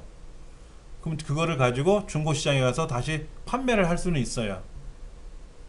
그러지 말고 내 액정은 반납을 해요. 그러면 제조회사에서 그런 액정에다가 강화유리만 새로 교체해서 공장에서 생산된 게 있거든요. 그거로 교체하면 5만원이면 돼요. 저도 그렇게 해서 우리 애들 거를 수리해 준 적이 있거든요. 그러니까는 액정이 깨지는 게 아니라 강화유리가 깨지는 경우는 그렇게 비용을 들여서 하면 되는데, 유리값이니까. 근데 액정이 깨져 버리면 화면이 안 나오는 거죠. 화면이 꺼멓게 된다거나 뭐 울그락불그락 한다거나 허옇게 된다거나 그러면은 액정이 손상이 됐는지 아니면 스마트폰 자체에 있는 어떤 보드상에 문제가 있는지 그것도 보셔야 돼요. 그건 천상 뭐 서비스 센터에 맡기시면 뭐 조치를 취하겠죠. 뭐 비용이 얼마나 든다라는 거. 자, 여기까지가 이제 컴퓨터 일반에 관한 문제인데, 제가 과거에 나왔던 문제를 비교해 봤을 때 아까 그 피기배킹이라든지 이런 문제는 좀 생소했던 문제고요. 그 다음에 뭐 아까 그 시스템 정보에서 아까 뭐 저장 장치를 제외하고 CPU를 제외하고 구성에 대한 요소를 보여준다 안 보여준다, 요거는 좀 어려웠던 문제고요. 그 다음 문제들 중에서는 특별히 어려운 거는 아니에요. 기존에 많이 나와 있어요. 그리고 USB 2.0과 3.0은요 생활 속에 있는 문제거든요. 우리가 USB 메모리를 대부분 가정에서 사용하실 때 빨간색, 근데 빨간색으로 안 나오고 검은색으로 나오는 것들이 있어서 혼동되기도 하지만은 하늘색, 파란색으로 나오는 건 3.0이다 라는 거를 관심 있는 분들이라면 아실 수는 있을 거예요. 전혀 뭐 난 USB 메모리를 한 번도 안 써봤다 이런 사람도 있겠지만, 그러니까 문제 폭이 이게 새로 나온 문제도 있고 좀 난이도 깊은 문제도 한두 개씩 있고 보편적으로는 평이한 문제들인데, 그렇죠.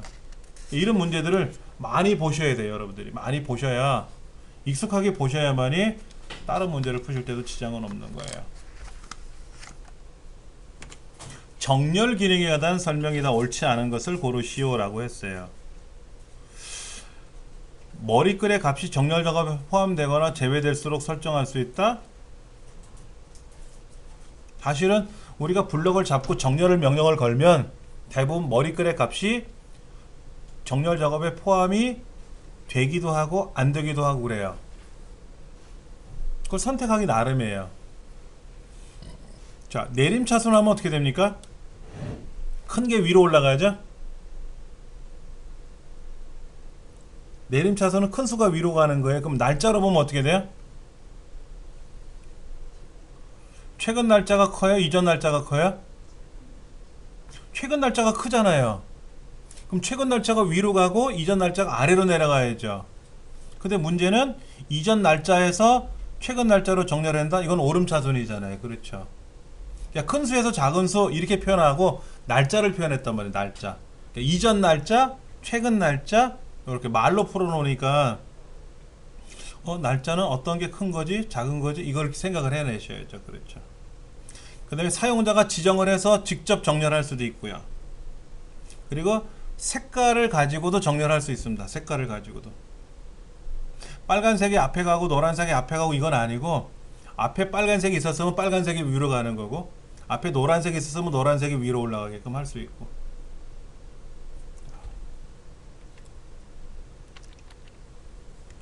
자, 사과나무에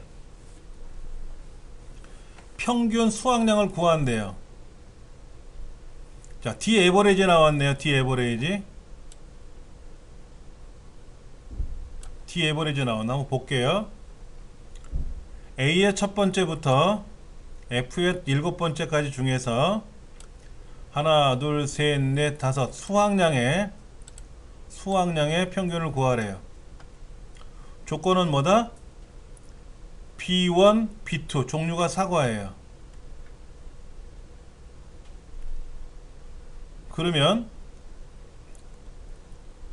어떻게 되나 볼까요? 사과나무의 수확량의 평균이니까 사과 18, 10 맞나요? 18, 10 그럼 38인가요? 38에 대한 평균이 나오겠죠? INT는 뭡니까? 소수점 이하가 어떻게 될까요? 한번 계산해 볼게요. 38을 3으로 나누면 12.7 돼요. 12.6666 나가요. 12.6666 나갑니다. 자, 근데 INT 함수를 취해주면 뭐가 될까요? INT는 소수점 이하를 넘어가지 않게끔 하는 정수예요. 그러니까 12.7로 13으로 안 가고 12로 가는 거예요. INT는 12로 가요. 트렁크는 소수점 이하를 다 삭제해 버려요. 그러니까 12가 돼요. 라운드는 뭘까요? 반올림이죠. 반올림인데 소수점 이하 없이 반올림하라고 써 있잖아요. 밑에요. 그럼 12.6에 대한 반올림 어떻게 될까요? 13으로 가겠죠. 라운드니까 반올림이니까 12.6에서 12.13으로 갈 거 아닙니까? 소수점 없으니까는.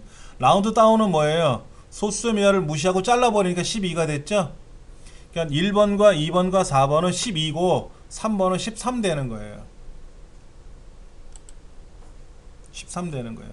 그러니까 이런 문제는 반올림을 평균을 구하는 게 어려운 게 아니라 그 평균 값에 대한 소수점 이하에 대해서 정수화 취하는 건지 반올림인지 올림인지 이거에 따라서 결과가 달라질 수 있다는 걸 보여주는 거죠. 좀 좋은 문제예요.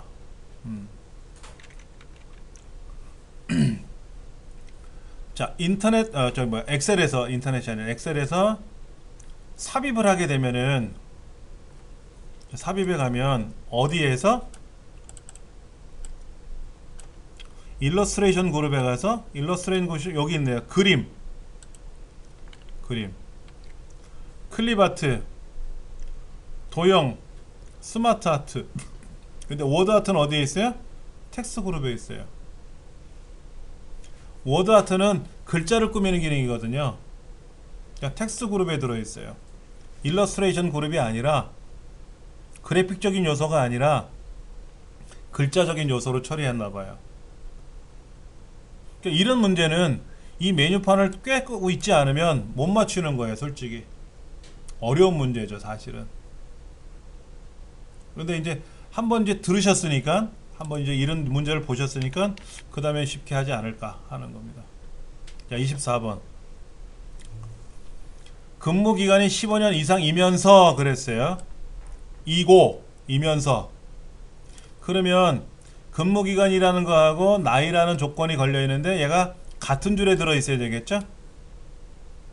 두 번째는 근무기간이 15년 이상이거나 나이가 50세 이상이거나 이런 경우고요. 세 번째, 네 번째는 그러한 조건을 만들 수가 없어요. 조건을 걸 때는 항목이 좌우로 나열되어 있습니다. 가로로. 세로로 나열되어 있으면 안 돼요. 그래서 일반적으로 데이터를 입력할 때도 항목을 옆으로 쓰는 거예요. 국어, 영어, 수학을 위아래로 입력을 해놓고 조건을 걸려면 힘들어요. 왜냐면 조건을 걸 때는 무조건 가로로 조건을 걸어야 되거든요. 네. 1번은 이면서, 이면서라고 하는 거고, 두 번째는 이거나 이런 거죠. 답은 첫 번째가 맞는 거죠.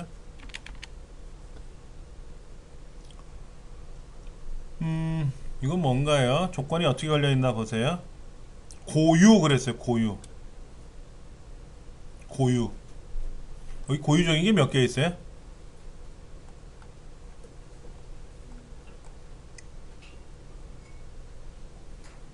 어디에? A의 두 번째부터 C 9번째까지 중에 고유가 몇 개 있어요? 이상용이면서 불합격, 합격. 근데 이상용이라는 사람이 또 밑에 또 있습니까?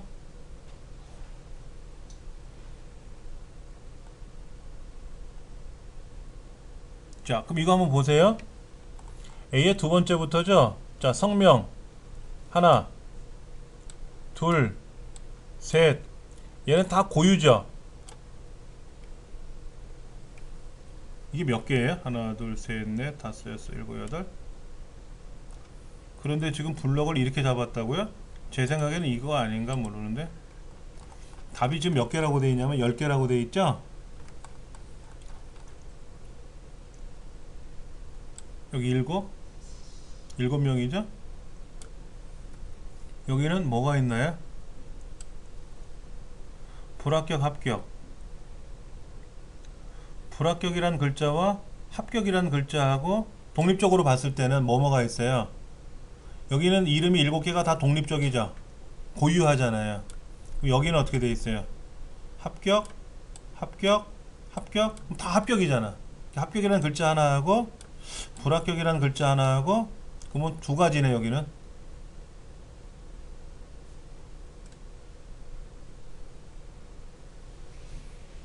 그러면 A의 두 번째부터 잡으라 그랬어요? 그럼 8개.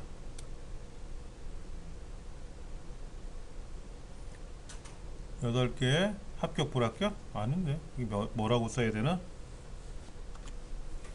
자 보세요. 아 문제가 고유라고 되어 있죠. 고유예요. 고유. 고유적으로 되어 있는 것만 찾아봐라 하는데, 자 여기에서 합격이다 불합격이다는 중복됐죠. 그 얘기네요. 합격이란 글자 불합격이란 글자는 2번 이상 나왔잖아요. 그러나 성명이란 글자 여기 사람의 이름은 코마 1급, 코마 2급은 딱 한 번씩만 나왔잖아요. 그러니까 이 중에 중복되는 것들은 합격, 불합격이고 고유적인 거는 여기 있는 왼쪽에 8개, 위에 2개, 그래서 10개. 이 문제도 처음 나왔어요, 사실은. 처음 나온 문제 중에 하나입니다. 이게 줄 단위로 고유라고 하면, 줄 단위로 고유를 하면은 어차피 사람 이름이 다 다르니까 이 글자서부터 시작해서 8개라고 보면 되는데, 처음에 이제 그렇게 생각했는데 고유라고 셀 단위로 처리했을 때는 하나, 둘, 셋, 넷, 다섯, 여섯, 일곱, 여덟에 9에 10개. 합격, 불합격은 중복됐으니까는. 그럼 중복된 거는 몇 개예요? 중복된 거는. 자, 여기에서 규칙을 지우고 중복되는 걸 골라라 그러면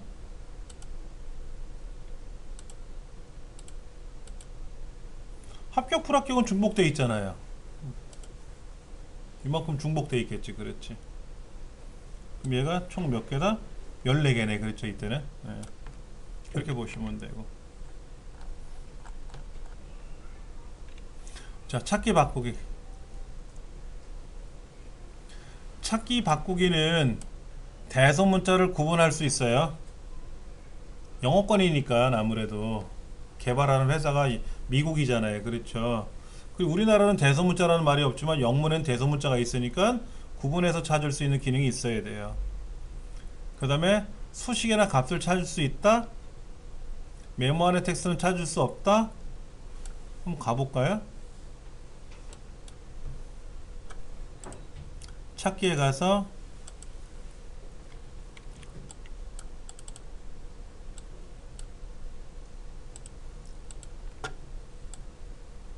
옵션에 가서 대소문자 구분하는 거 있죠? 그 다음에 또 뭐가 있습니까? 수식 찾을 수 있나요? 수식 찾을 수 있죠?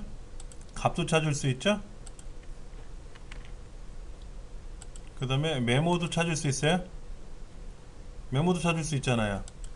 수식, 값, 메모 찾을 수 있죠? 근데 수식이나 값은 찾는데 메모는 못 찾는다 그랬잖아요. 찾을 수 있어요. 그렇죠? 네. 그 다음에 다음 찾기는 있는데 이전 찾기가 없죠. 만약에 홍길동이라는 글자를 찾아라고 했을 때 다음 찾아라 그러면 찾는데 이전을 찾으려면 Shift 키 눌러서 다음 찾기를 누르면 이전 찾기가 돼요. 엑셀에서 이전 항목을 찾으려면 Shift 키를 눌러서 다음 누르면 이전이 된다는 거죠. 우리 엔터 치면 내려가는데 Shift 엔터 치면 올라가잖아요. 그것처럼 이게 좀 불편하더라고요.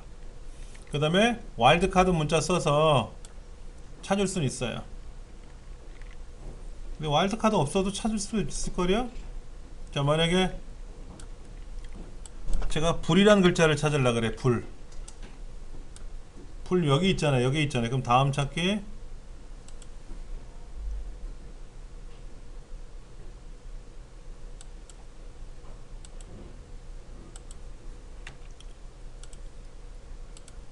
왜 그래? 시트 메모라고 해. 수식에다 놓고 해야 되네. 자, 불 찾았죠? 불 찾았죠? 제가 불 별표라고 안 쓰고요.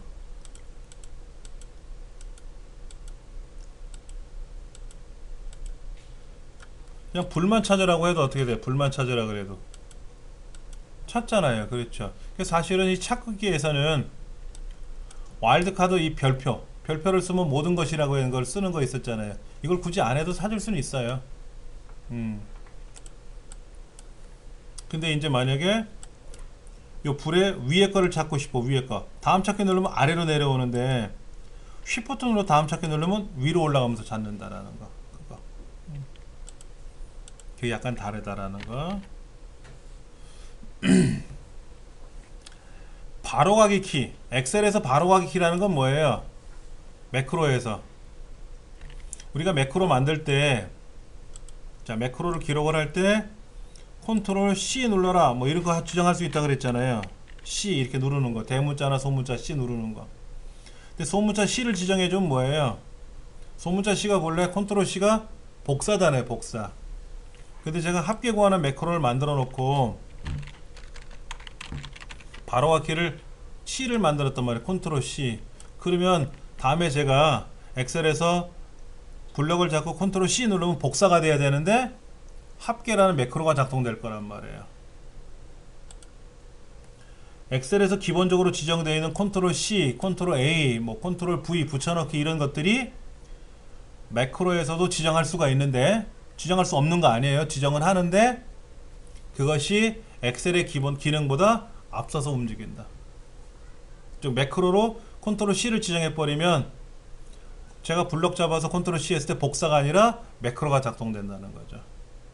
네 번째가 틀린 거예요.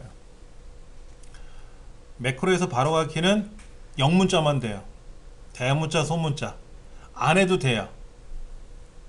안 해도 되지만 하면 편리하게 쓸 수 있어요. 대신에 컨트롤 C 복사 이런 거 못 할 수 있다라는 거죠.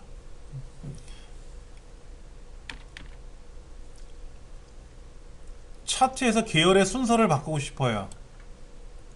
계열의 순서를 바꾼다는 건 뭐예요? 국어, 영어, 수학 점수를 시험을 봤는데 국어, 영어, 수학이 첫 번째 순서가 국어, 두 번째가 영어, 수학 돼 있을 거 아닙니까? 근데 국어를 저 뒤로 옮기고 싶대요. 순서를 바꾸고 싶어요. 그럼 어떻게 합니까? 국어 데이터를 선택하고 차트를 안 만들었으니 알 수가 있나? 자, 차트 한번 샘플 열어볼게요. 자, 지금 요렇게 만들어 놨는데 이렇게 할까? 예. 중간하고 기말이 있잖아요. 지금 중간하고 기말이 있는데 데이터 선택에 들어가서 기말을 위로 올리면 기말이 올라가요.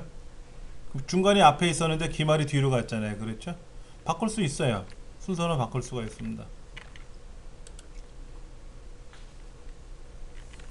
자, 데이터 선택 어디 가서 했다고요? 데이터 선택. 일단 여기 가야 중간고사를 아래로 내리던 기말고사를 위로 올리던 어디 가서 데이터 선택하는 거죠. 차트 이동은 뭐예요? 이 차트를 다른 곳으로 뭐 시트 2로 보낸다거나 무작정 따라하기를 원한다거나 그렇게 차트를 이동할 때 쓰는 거고. 차트 영역 서식은 뭐예요? 차트를 선택하고 컨트롤 1번 누르면 서식 따로 나오는 거잖아요. 그렇죠? 차트 영역 서식은 꾸미는 기능이지 위치를 바꾸거나 이럴 수는 없어요. 그림 영역은 뭡니까? 차트가 보이는 영역을 그림 영역이라고 하죠. 열을 선택하는 게 아니라 어디 가서 데이터를 선택을 해야 돼요. 데이터 자체를 선택을 해서 거기에서 중간고사, 기말고사의 순서를 바꿀 수가 있는 거죠. 데이터 선택이 답이 된다는 거죠. 보편적으로 어려운 문제는 아니에요. 자, 이거 자, 한번 볼게요. 지금 요렇게 블럭을 잡았어요. 요렇게 블럭을 잡았어요. 자, 요렇게 블럭을 잡고 수식에 가서 선택형에서 만들기를 눌러요. 그러면 첫행 왼쪽 열이라고 하죠. 첫행 왼쪽. 그러니까 첫행은 뭐예요? 수량, 원가, 품명이라고 하는 이 첫 줄. 왼쪽 열은 볼펜, 만년필, 뭐 형광펜, 플러스펜 이걸 말하는 겁니다. 그러면 요 두 개는 뭐가 된다? 볼펜이 되고요. 요렇게는 DV가 되고 얘는 원가가 되는 거예요. 윗줄하고 왼줄하고 왼쪽에 있는 걸 가지고. 근데 품명은 뭐예요? 품명은 아까 품명이라는 말은 뭘까? 아, 요게 품명이네요. 요거 전체를. 자, 그런데 이름을 정의하는 거잖아. 이름. 근데 이름 정의할 때 원칙이 뭐예요? 빈칸이 들어갈 수 있다 없다? 안 된다. 첫 글자는 반드시 우리말로, 영문이나 우리말 문자로 시작해야 된다. 숫자는 가능하다 그랬지만 첫 글자는 숫자가 안 된다 그랬잖아요. 근데 여기 지금 첫 행이니까 뭐예요? 품명, 규격, 단가, 코드번호 이걸 쓰겠다라는 얘기잖아요. 근데 자세히 보시면 품명이 어떻게 되어 있어요? 떨어져 있죠? 품하고 명 떨어져 있잖아요. 그러면 B3부터 B5가 어디냐면 여기에요. 여기. 얘네들의 이름은 뭐가 되죠? 품명이 아니라 품 띄어쓰기 명이 아니라 품 다음에 밑줄 명이 들어가요. 띄어쓰기가 2개 들어있으면 밑줄이 2개 들어가고요. 띄어쓰기가 한 번 돼 있으면 밑줄이 하나 들어갑니다. 좀 보여드릴게요. 여기 생산 비용이 이렇게 떨어져 있다고 가정해 볼게요. 그럼 얘들을 가지고 이름을 정해주는 거예요. 이름을 정해주는데 첫 줄만 할 거예요. 첫 줄만. 그럼 얘네들은 이름이 뭐가 된다? 목표 매출액이 되고요. 얘네들은 생산 밑줄 비용이 됐어요. 왜냐면 여기 비어있지 않습니까? 비어있으면 빈칸은 허용할 수 없다 그랬잖아요. 그렇죠? 근데 우리 문제에서는 품명이라고 이름이 지정된다 그랬는데 품명이 아니라 품하고 밑줄 2칸 정도 떨어진 것 같으니까 밑줄 명 하고 들어가겠죠. 그러니까 이름 상자에 대한 규정이니까 이름 상자에 대한 규정이니까 기억을 하셔야 될 거예요. 차트. 기본적으로 차트를 만들 때 숨겨져 있는 건 어떻게 한다고요? 표시되지 않아요. 우리가 정렬을 하거나 필터를 걸거나 부분합을 하거나 피벗 테이블을 할 때 하여튼 간에 숨겨놓은 것들은 결과에 반영되지 않아요. 그러려고 숨겨놓은 거예요.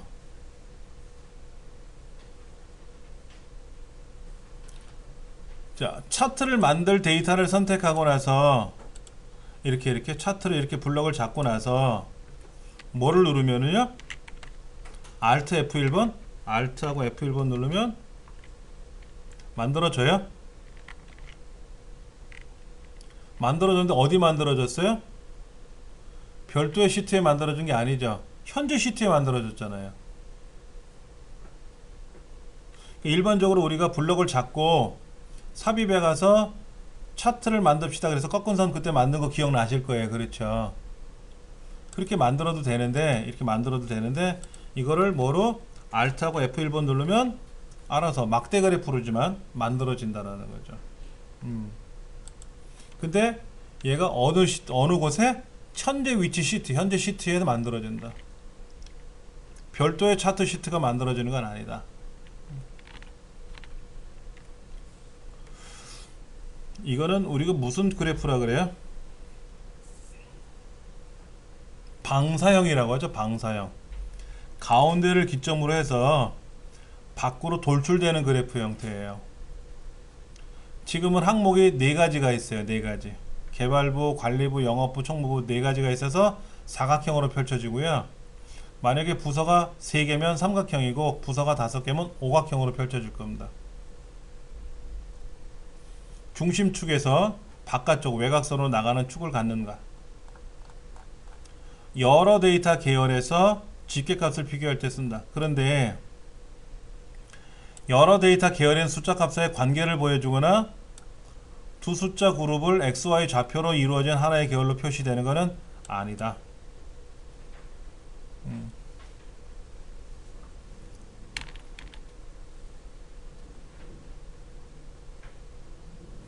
자, 이건 뭘까요? 상대 참조로 기록을 하래요. 상대 참조라는 건 우리 한 번도 안 해봤는데 매크로 만들 때 알려드릴게요. 한번요. 여기다 뭐라고 썼냐면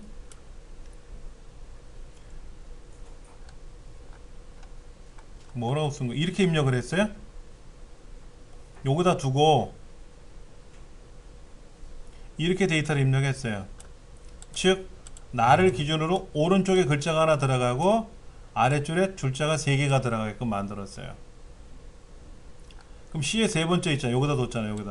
여기다 두고 매크로를 실행하면 그 옆에 성적 현황 글자가 오고요. 상대적인 거니까 따라가는 거잖아요. 그리고 그 밑에 요렇게 요 밑에 학과 학번 이름이 요 밑에 들어갈 거예요. 문제가 뭐냐면 성적 현황이라는 제목은 어디 들어간다? 옆에니까 뒤에 세 번째네. 뭐 뒤에 세 번째네. 한번 볼게요. 뭐냐면 이런 거예요. 우리가 계산을 할 때 합계 구하는 매크로 한번 만들어 볼게요. 제가 여기다가요. 자, 우리 매크로 만들 때 어떻게 했냐면 개발 도구 매크로 기록 합계를 구하시오 라고 매크로를 만들었어요. 그래서 확인 눌러 놓고 일단 요 자리에 와 가지고 블럭을 잡고 엔터를 쭉 치는 거예요. 그럼 이제 매크로가 만들어진 거잖아요. 그렇죠. 그런데 이 매크로를 누를 때는 마우스가 어디든지 간에 그 매크로를 실행을 하면 알아서 합계가 나옵니다. 근데 매번 여기 들어가서 누르기 뭐 하니까는 우리 어떻게 했냐면 도형을 그릴 거예요. 자, 여기 삽입에 가서 도형을 그려가지고 얘를 누를 때마다 합이 착 나오면 좋겠다 이거죠. 그래서 우리 여기다 매크로 지정하는 거를 했었어요. 이렇게. 그럼 얘를 누르면 이제 어떻게 된다? 합계가 나오는 거예요. 우리 매크로 이런 식으로 만들었어요. 근데 우리는 책에는 도형을 먼저 만들고 도형에다가 매크로 지정을 한 거죠. 그렇죠. 근데 매번 합계를 한꺼번에 계산하지 말고 합계를 매번 계산하지 말고 내가 여기다가 버튼 누르면 여기 합계만 나오고 여기다 두면 여기 합계만 나오면 좋겠고 클릭한 데만 합격이 나오면 좋겠어. 다 나오는 게 아니라 그렇게 하는 거. 그 매크로 한번 만들어 볼게요. 개발 도구에 가서 상대 참조로 기록원을 눌러야 돼요. 즉 아까는 어디 있든지 간에 여기 와서 합계를 계산하고 자동 채격이 딱 했기 때문에 합계가 착 다 나온 거란 말이에요. 그게 아니라 뭐만 내가 있는 위치만 계산하게끔 하는 거야. 나를 기준으로만. 내가 여기 있으면 여기 합계가 나오고 여기 있으면 여기 합계가 나오고 여기 있으면 여기 합계가 나오는 거야. 나를 기준으로. 그때는 상대 참조로 기록을 해야 돼요. 자, 그리고 매크로 기록 눌러서 합계 구하기, 합계 밑줄 상대 이렇게 써볼게요. 그럼 여기는 는 sum 하고 블럭 잡고 계산을 하겠죠. 그렇죠? 그럼 기록 중지 누르시면 돼요. 자, 이번에는 제가 도형을 그릴 건데요. 이걸 계산하도록 할 겁니다. 그래서 이제는 제가 커서가 여기 있으면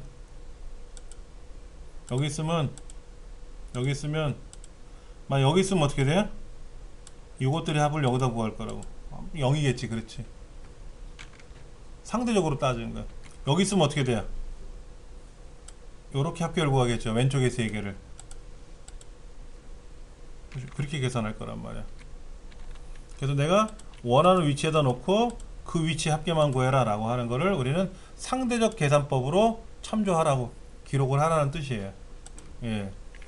그래서 여기는 지금 상대적으로 기록을 했는데 A의 첫 번째다 놓고 내 오른쪽에 제목 넣고 내 아래쪽에다가 항목 이름을 썼단 말이에요. 이렇게 이제 매크로를 만들어 놨으니까 내 위치가 여기 있다. C의 세 번째에 있다 그러면 오른쪽에 제목이 들어가고 그 아래쪽에 걸쳐서 이렇게 되겠죠. 이렇게 걸쳐서 항목 이름이 들어가겠죠. 그렇죠. 그러니까는 성적 현황이나 글자는 당연히 뒤에 세 번째 셀에 들어갈 것이다. 왜? 오른쪽에 들어가는 거니까. 그래서 뒤에 세 번째라고 맞춘 거죠. 33번. A의 두 번째부터 B 여덟 번째. 자, 이게 뭘까요? A가 몇 명 나왔네요? B가 몇 명 나왔네요? 그러면 썸이프는 아니죠? 썸이프는 뭐예요? 조건에 맞는 거에 대한 합계 구하는 거잖아요. 그러니까 썸이프는 합계를 구하는 거는 아니고 카운트이프로 개수를 세야죠. 개수를 세야 될 거 아닙니까? 어디에서? B의 세 번째부터 B 여덟 번째까지 사람 이름이 적혀 있는 곳에 가서 내 왼쪽에 있는 A라는 학점이 몇 개 있고 B라는 학점이 몇 개 있고 C라는 학점이 몇 개 있는지 계산하는데 이 학점이라고 하는 B의 세 번째부터 B 여덟 번째는 달러를 찍어야 되고 F4번키 눌러서 답은 뭐 두 번째죠. 이거는 뭐 가장 보편적인 문제죠. 1번처럼 달러를 안 찍으면 어떻게 돼요? 요렇게 범위를 찾겠지. 이렇게 처음에는 이렇게 범위를 잡아요. 처음에는 이렇게 잡습니다. 그러나 두 번째는 어떻게 잡는다? 이렇게 범위를 잡을 거예요. 근데 세 번째는 여기서 하나 더 내려가겠죠. 이렇게 상대적으로 따라가니까.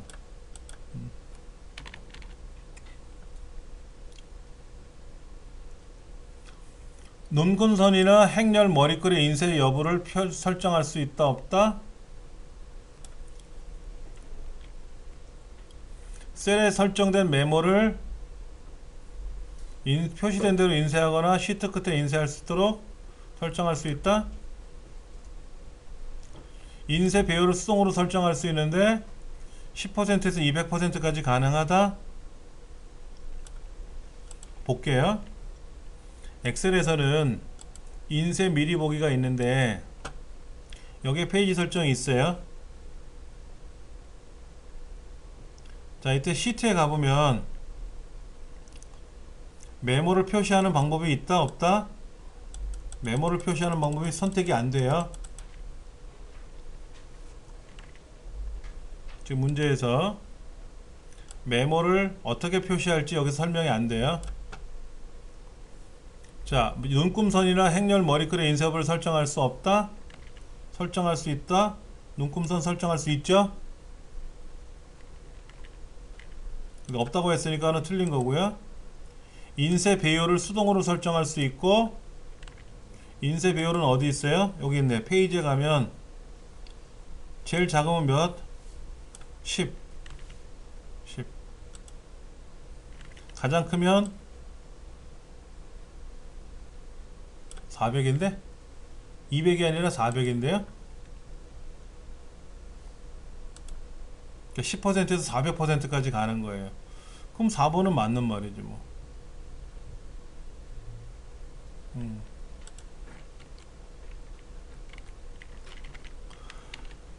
35번 12.8, 13.8 일식 차이가 나네요. 그렇죠? 자동차 여기 쭉 훑으면 어떻게 된다? 그 밑에는 14.8 맞네요. 자, 13.8이라는 하나를 가지고 자동차기 하면 뭐가 된다 그랬죠? 복제가 되죠? 복제가 돼요. 자, A, B를 묶었어요. A, B 두 개를 묶어놓고 하면은요, 그 다음에 C, D가 되는 게 아니라 A, B, A, B, A, B 이렇게 나와요. A, B 다음에 C라는 말을 몰라요, 엑셀은. 가나, 그 다음에 다가 나온다는 거 아니에요. 그래서 숫자는 돼요. 1, 5, 그러면 4씩 차이가 나니까, 그 다음에 9, 이렇게 되는 건 있어요. 숫자는 되지만, 글자는 안 돼요. 세 번째가 틀렸어요.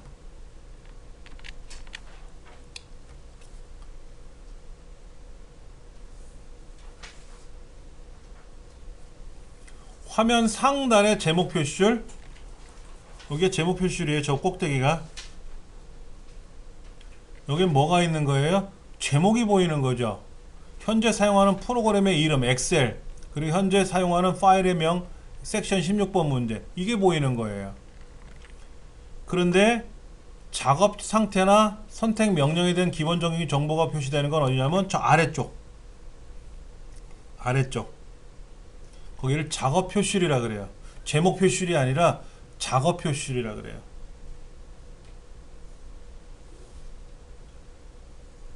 그러니까는 1번이 틀린 말이에요. 상단의 제목 표시줄은 맞아요. 그러나 설명은 작업 표시를 설명해 놓은 거예요. 그럼 나머지는 맞는 말들이겠죠. 그러니까 왜 틀리는지 체크하셔야 되고, 맞는 것들도 잘 보셔야 돼요. 그래서 머릿속에 담궈 놓으셔야 다음에 문제를 푸실 때.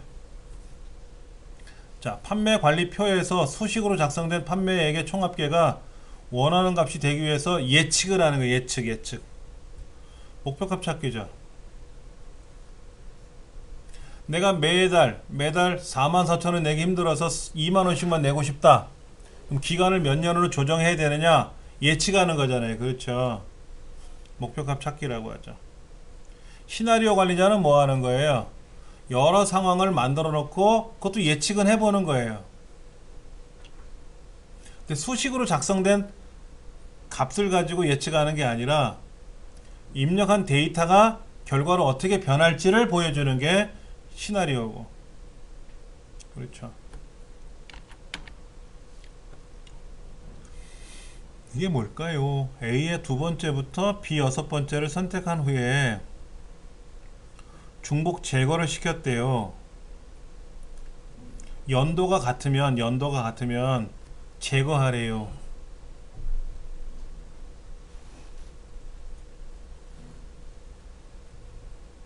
이게 뭐야? 연도?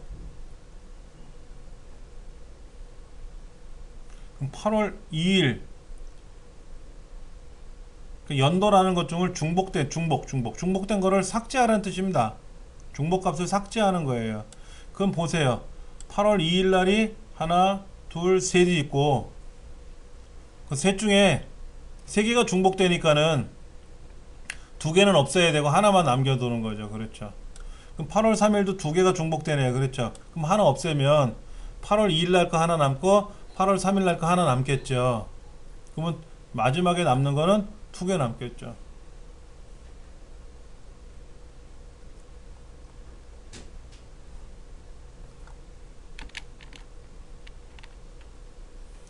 자, 이걸 한번 볼게요. 이건 뭐세요? 이건 뭔가 보세요. Vlookup Vlookup. 찾는 값이 뭐냐면 A의 두 번째부터 A의 아홉 번째 중에서 네 번째로 큰 걸 찾으래. 네 번째로 큰 거. 네 번째 큰 게 얼마예요? 5죠. 5. 5 맞아요? 네 번째로 큰 걸 찾으라 그랬잖아. 어디에서? 번호 중에서. 그럼 제일 큰 거 8, 7, 6, 5. 네 번째가 5가 네 번째로 큰 거죠. 그렇죠. 그러면 A의 두 번째 번호서부터 합계까지 번호 범위 중에서 다섯 번째 항목이니까 뭐예요? 번호가 첫 번째, 이름이 두 번째, 국어, 영어, 수학이 세 번째네. 다섯 번째네요. 다섯 번째 항목을 찾으라는 거잖아. 5에 해당하는 다섯 번째 항목을 찾으래. 그럼 뭐예요? 88이지 뭐. 라지에서 5를 찾았고요. 범위 정해주고 다섯 번째 항목이니까 수학이 다섯 번째 항목이고, 그래서 5에 해당하는 걸 찾았으니까 88. 답은 88이지 뭐.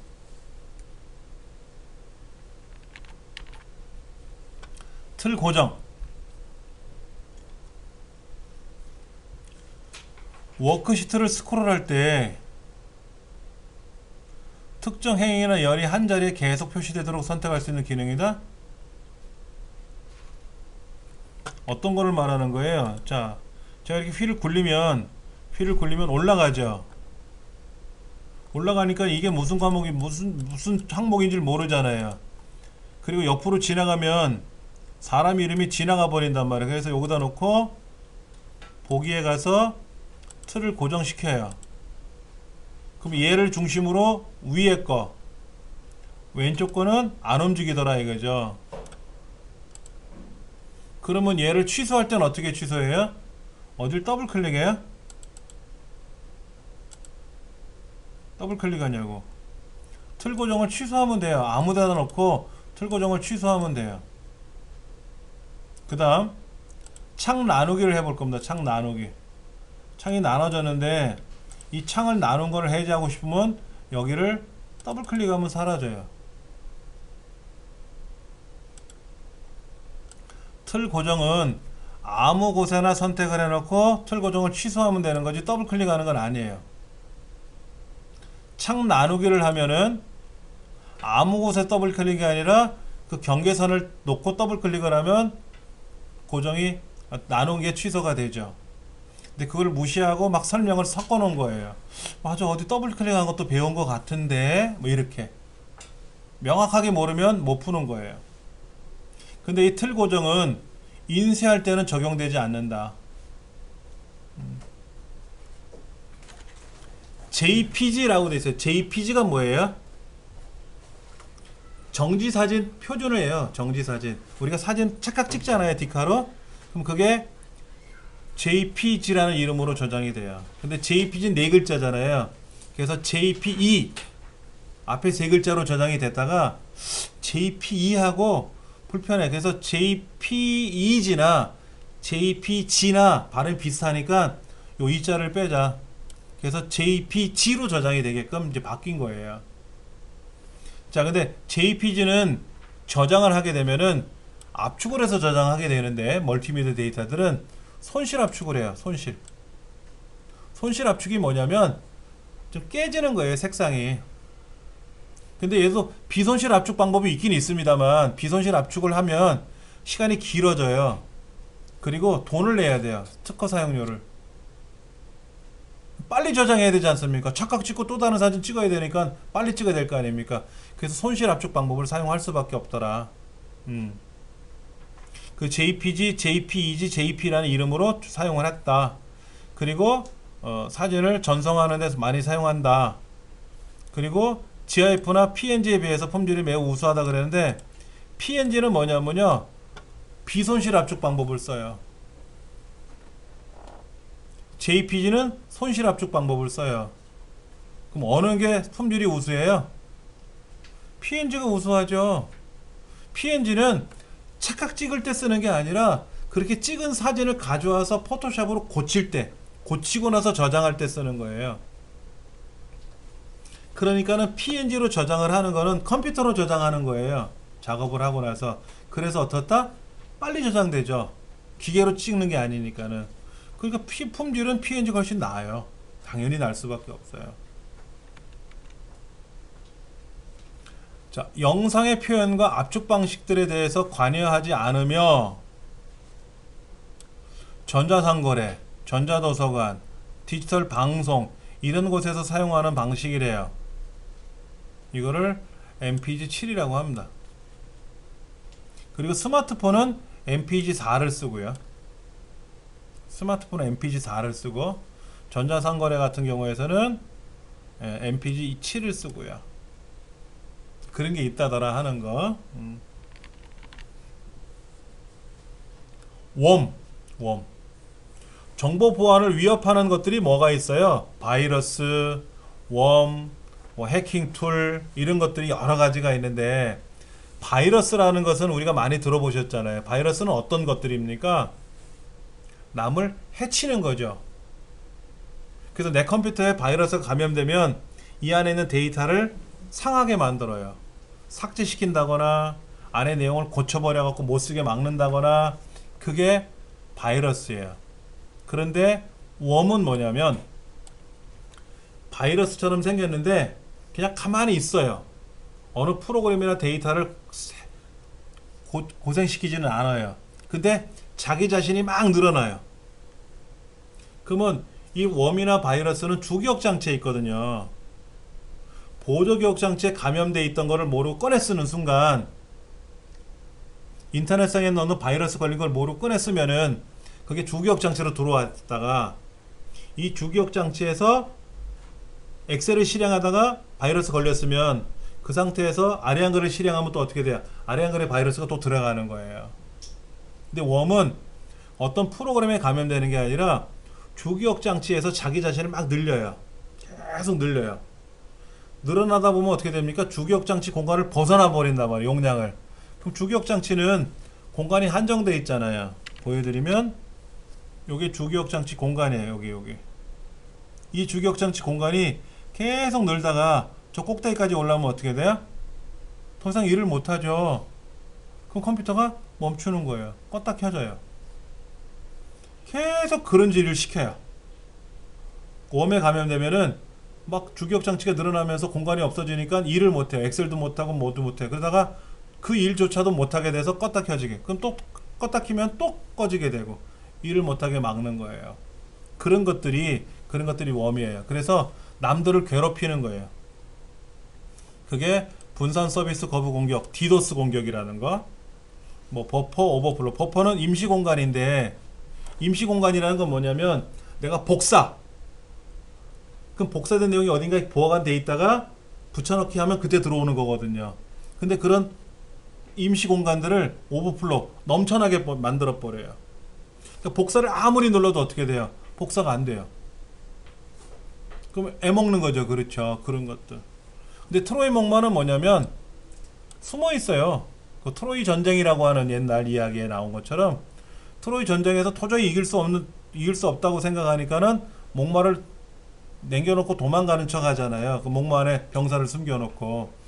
그래서 이 트로이 목마 안에 들어있는 바이러스가 가만히 있다가 평상시에는 몰라요. 가만히 있다가 이제 몰래 바이러스가 이제 나타나서 이제 프로그램들을 해치는 거죠. 그렇죠. 당연히 백신이 있으면 전혀 상관없고요. 백신이 없으면 당하겠죠. 그러니까 트로이 목마는 바이러스입니다. 웜이 아니고요. 그런 좀 차이가 나는 거죠. 여기까지만 한번 해볼게요. 엑셀이나 워드, 또 우리나라에서 만든 아래 한글, 여기에는 매크로라는 걸 사용합니다. 아래 한글도 매크로가 있어요. 엑셀만 있는 건 아니에요. 이런 매크로가 감염되면 매크로를 통해서 감염될 수 있다 그래서 매크로 바이러스가 들어온단 말이에요. 그래서 우리 엑셀에서 어떻게 합니까? 개발도에 가면 매크로 보안이라는 걸 설정하게끔 돼 있잖아요. 그게 매크로 바이러스 때문에 그런 거예요. 그러니까 매크로 바이러스가 들어오면 그로 인해서 컴퓨터에 문제가 생길 수 있잖아요. 그렇죠? 그래서 매크로 바이러스다.